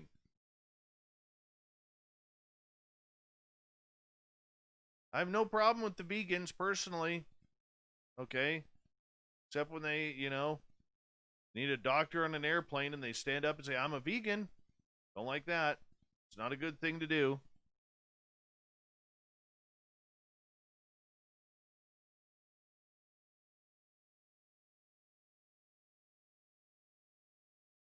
I made a decision today. I know where I'm going to take my first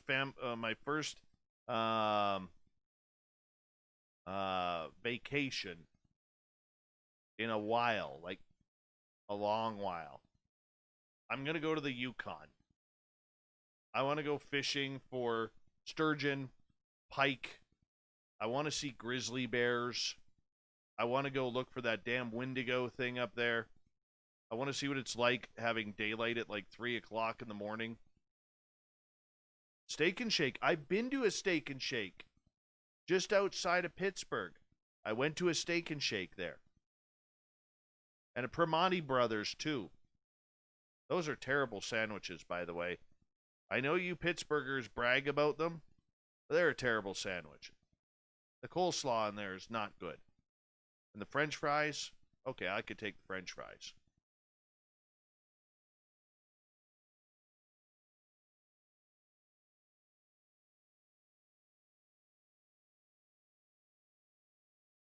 But if you go missing 411, then I'll report on it.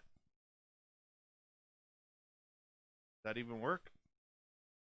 I don't know.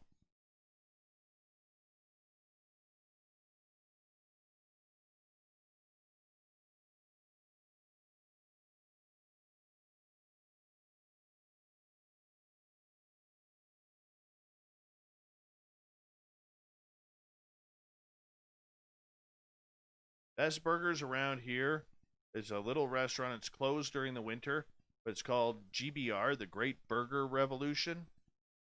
And these burgers are lit.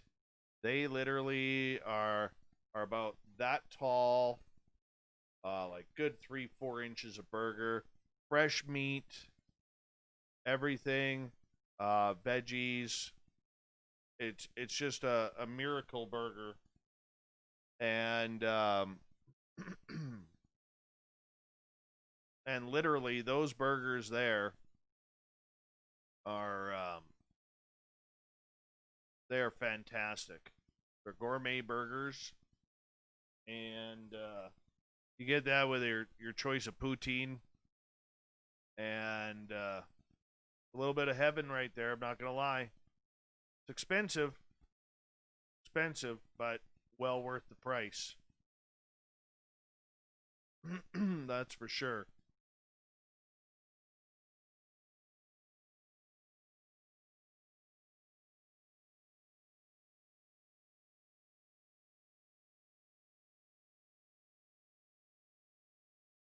I'm going to go to the Yukon this year. That's where I'm going for holidays. Take about 10 days. Hopefully I'll have enough money saved up before then to buy a trailer. Own a travel trailer. One that I can take into the bush.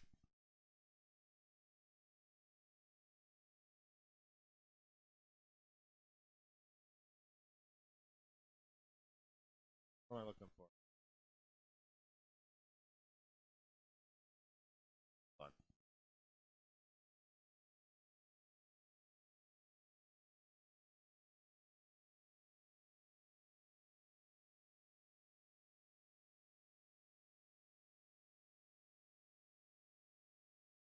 Yeah. Gonna go to the Yukon. That'd be kind of cool. Believe it or not, let's see. Show you here. 108 Mile Ranch. White Horse. Let's see. How far of a drive of it?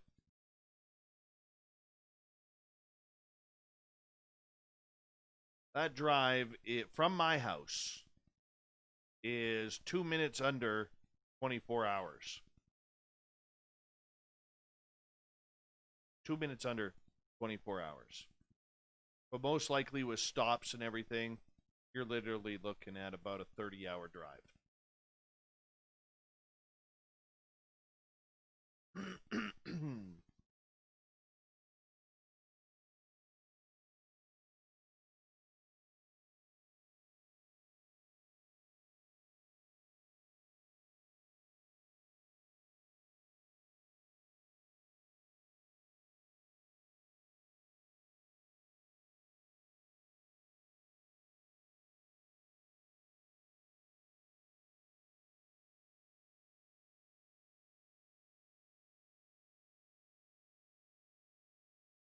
Right now, we're just waiting for so Howard can play.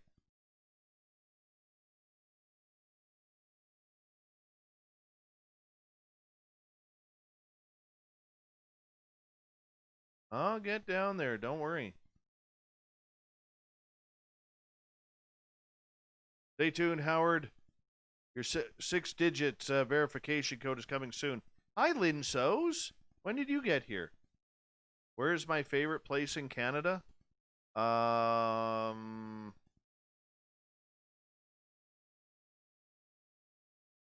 say where I live. Honestly, I love it here.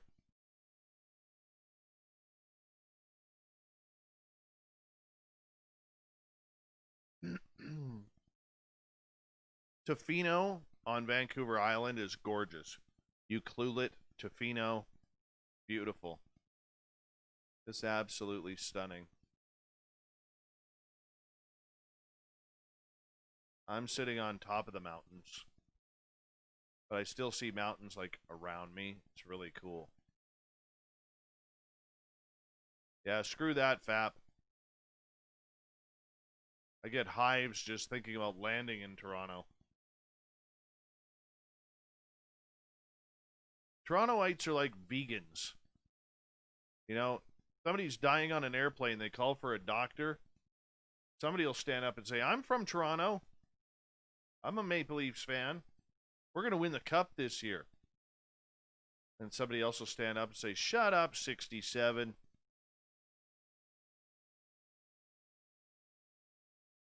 Truth. All right. Time to get those verification codes ready. Get in your 6-digit verification codes because you want to be verified before you head off to bed tonight. Your 6-digit Oh no. Oh no, this isn't good. I just remembered this. Oh,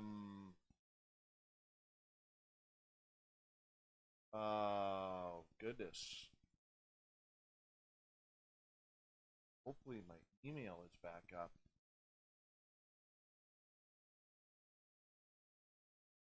Son of a gun, it is still down.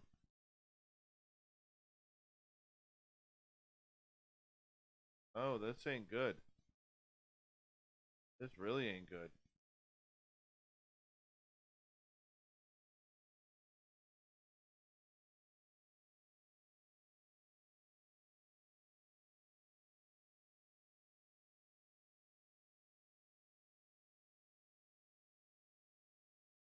I can't get the verification code because literally my email is down.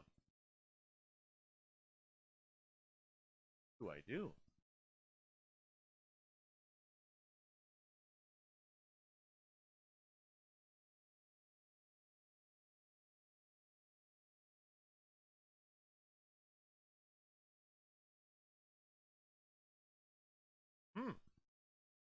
How much I can do?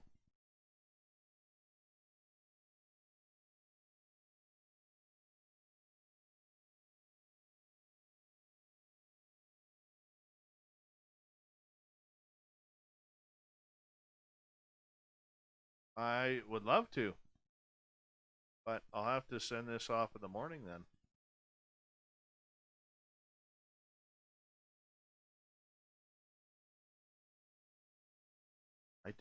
I know, Howard. I know you're disappointed. I'll give you guys a 6-digiter just because I can.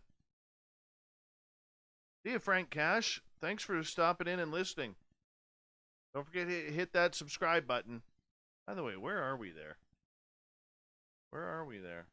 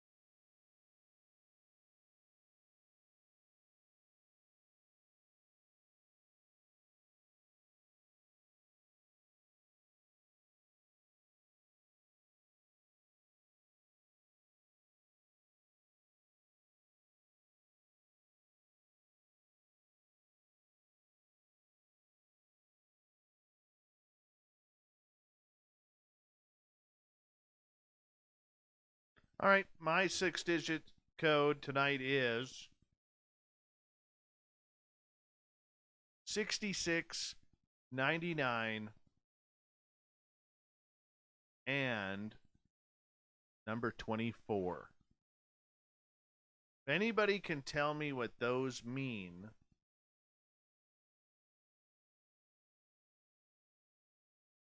I'll clap for you.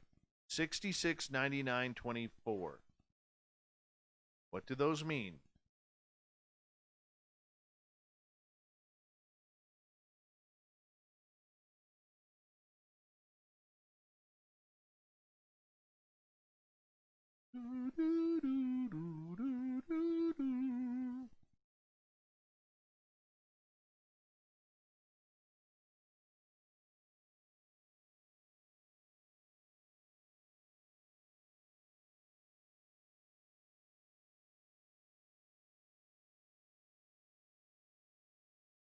Sandra's close. Olin's got a third of it.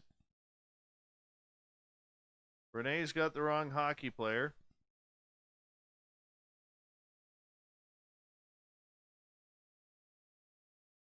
Yager War 68.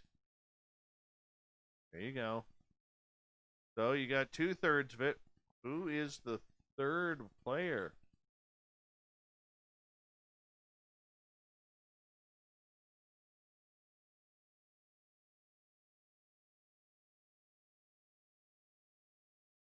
Damn rights, Chris Moe.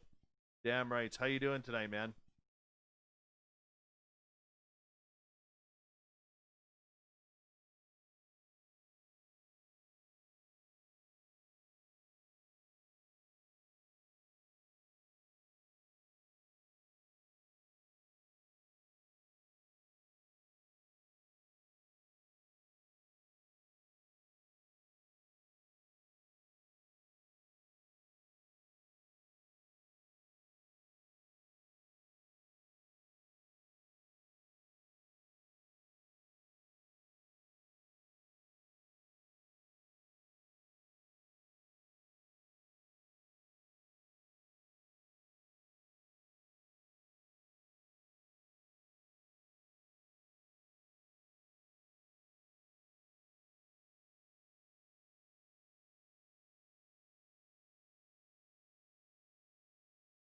My email's been down for like 9 hours. All right, I'm logged in. Can we contact them 24/7? Go to chat now. Hold on. See if we can hook up with somebody here. Oh, this is Chatbot. Will you please tell us your first name to get started? Here we go. All right. Agent is typing, probably Chatbot. Before you get started, yes, I am a GoDaddy customer. I'm frigging logged into the system. Why do you want my number?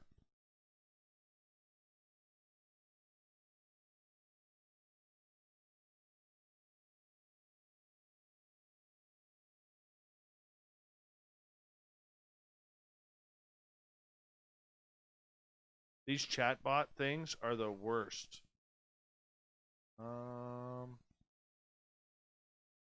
don't know my account. Oh, there's my customer number. Look at that. My products. What do I got?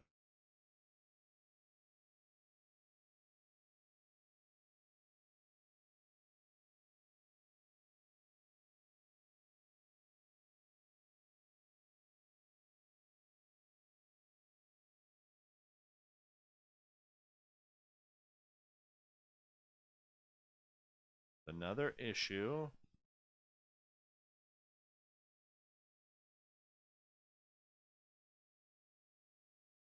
You gotta be kidding. We'll connect as soon as possible for faster. How long is my email going to be down? It's on hour 9 now.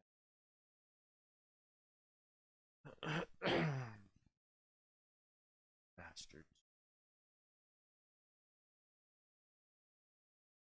Hey, Polar Eclipse, number 6.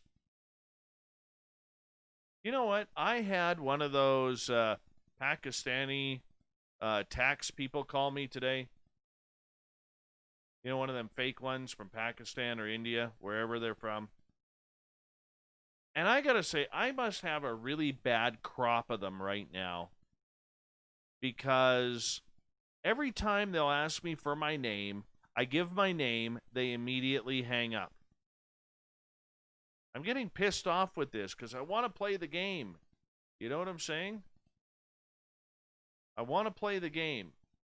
And I can't play the game. Because they do not want to chat with me. And I'm polite. I'm trying to suck them in. Waste some time so that way other people aren't getting ripped off. Right? And I never lie about my name like Bob Denver or Jacob Strudelbums or whatever. I never lie about my name.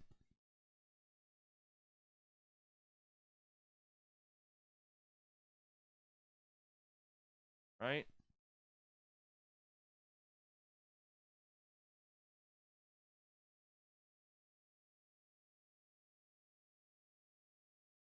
But they never want to play. Makes it lonely. Other people get all the fun. But me.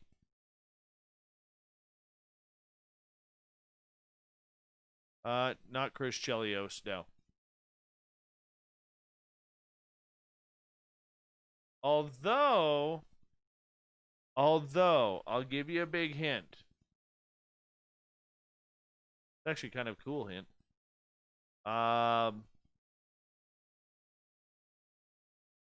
Chelios wore his number. Not saying where. Chelios wore his number. Not Rick Tockett. He wore number 22. Eric Lindros was 88. Gordie Howe was 9. Matt Dumba's number 24. Very close, but wrong player.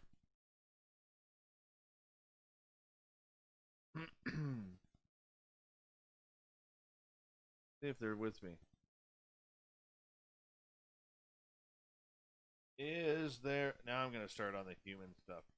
Is there a human here to chat with? Or am I like Billy Idol and dancing with myself?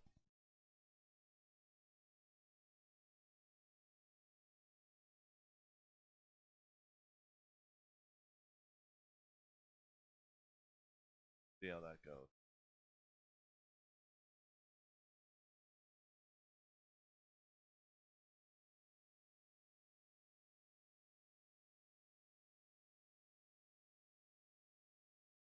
No, I never get to play with them. They hang up.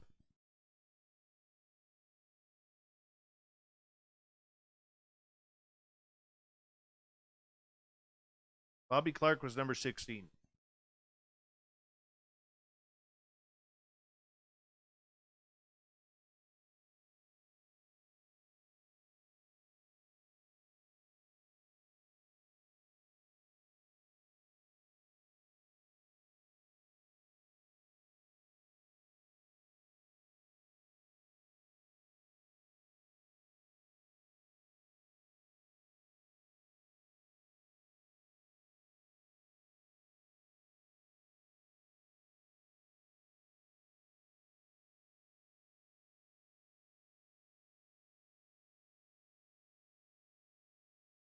Chuck wore number 7. Paul Coffey started his career as number 7, but went to number 77 after he got traded from Edmonton to Detroit. I mean, to Pittsburgh. Bernie Federko, I believe, was number 11.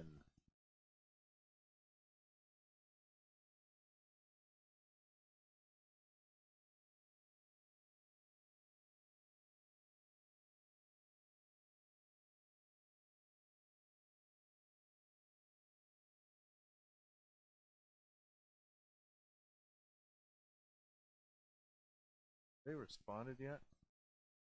Oh well, I gotta call them tomorrow.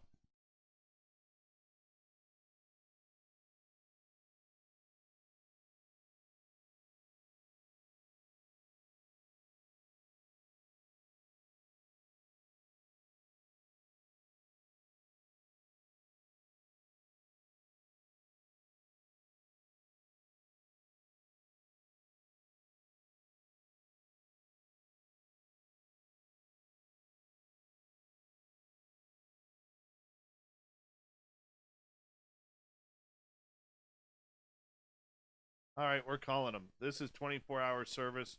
We're calling them.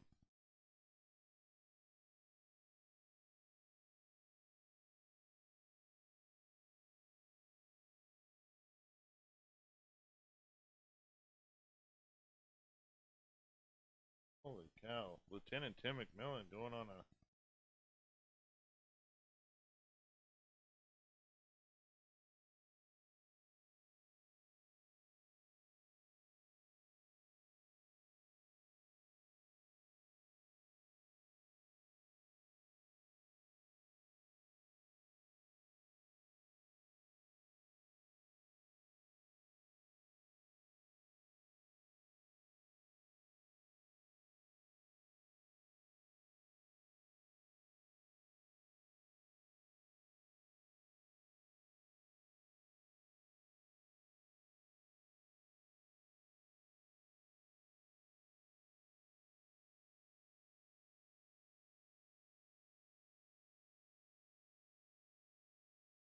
Oh, let's see here.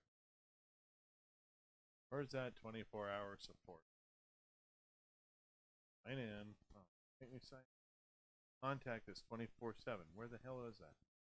Where the hell is that? Where was it? No, no. Let's go back. Go back. There it is. Call us. We're calling them right now.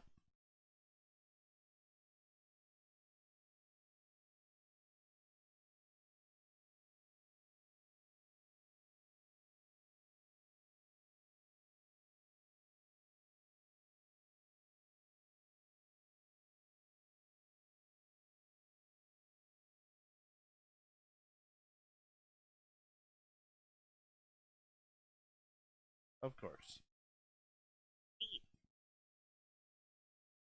Oh, Daddy. I'm not choosing a baby.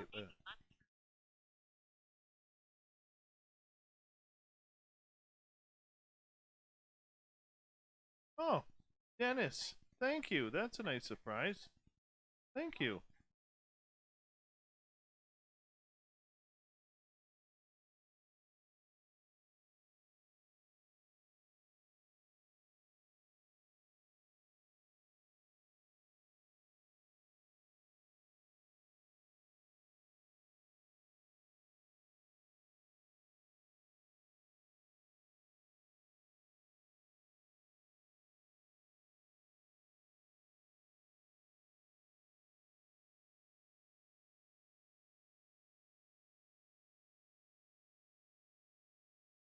Is that euros?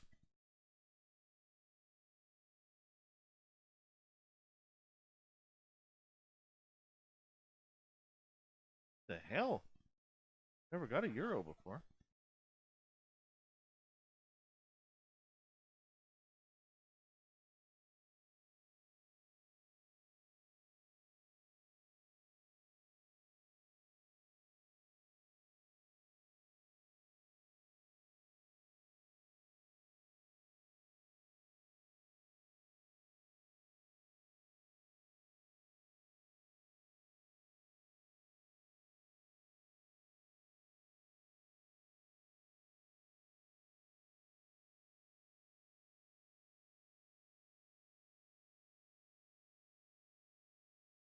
I missed that part. Oh, we're officially on hold. I think about GoDaddy. They always have good music.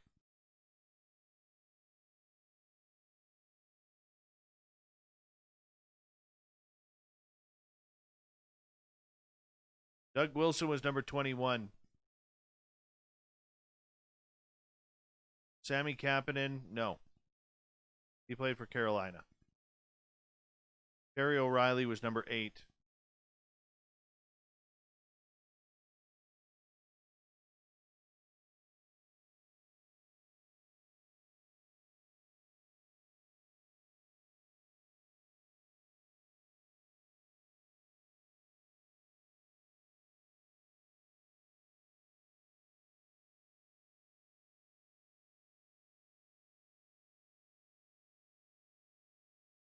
Matt Cassian's number 44.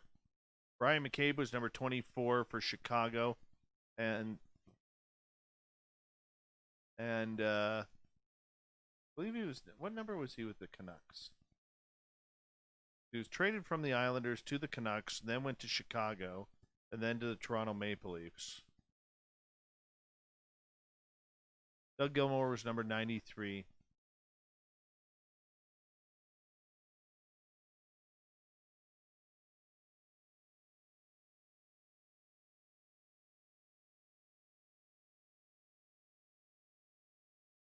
Travis Hamonic, good call, but no, not him. Showtime, you a baby. Jenny, good night, Jenny. Yeah, you're right, Bomber. You're right. Greetings, SJ. How you doing?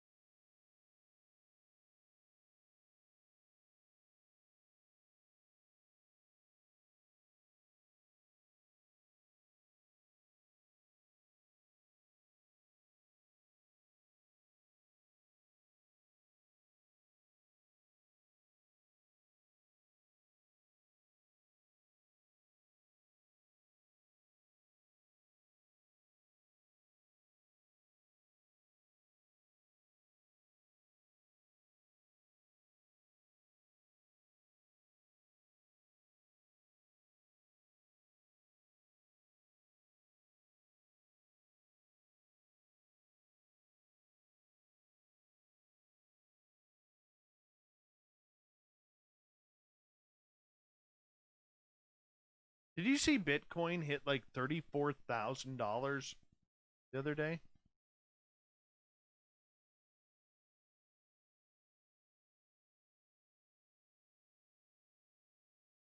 That's just nuts.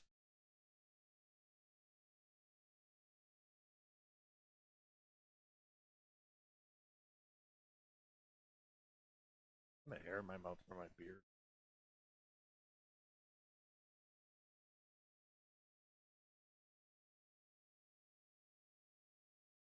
Who's on tomorrow?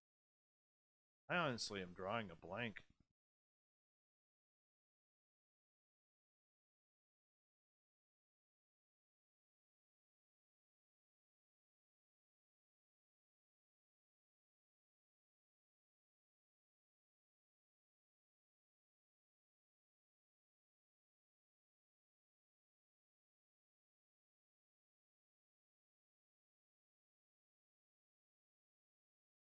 Oh, Soul Rescuer with Rebs Bejant Shaw. That's going to be fun.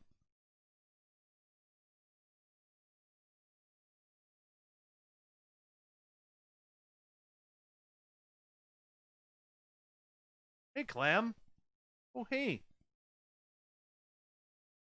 Bob Probert. Bob Probert.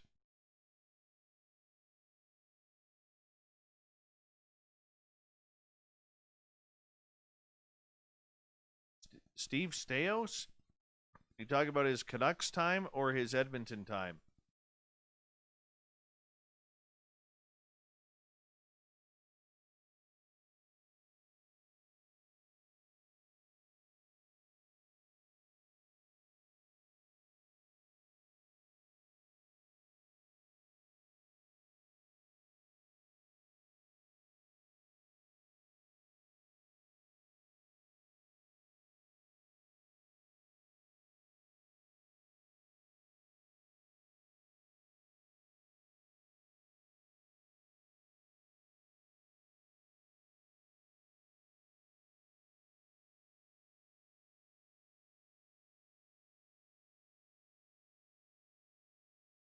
Well, on that note, I'm gonna go.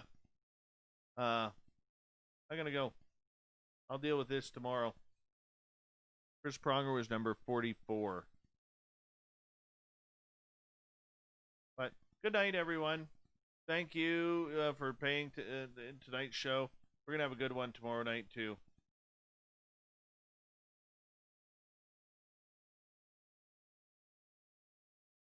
All right. Talk to you soon, everyone. I'm getting bored. My ass is sore. I'm going for a walk. Good night.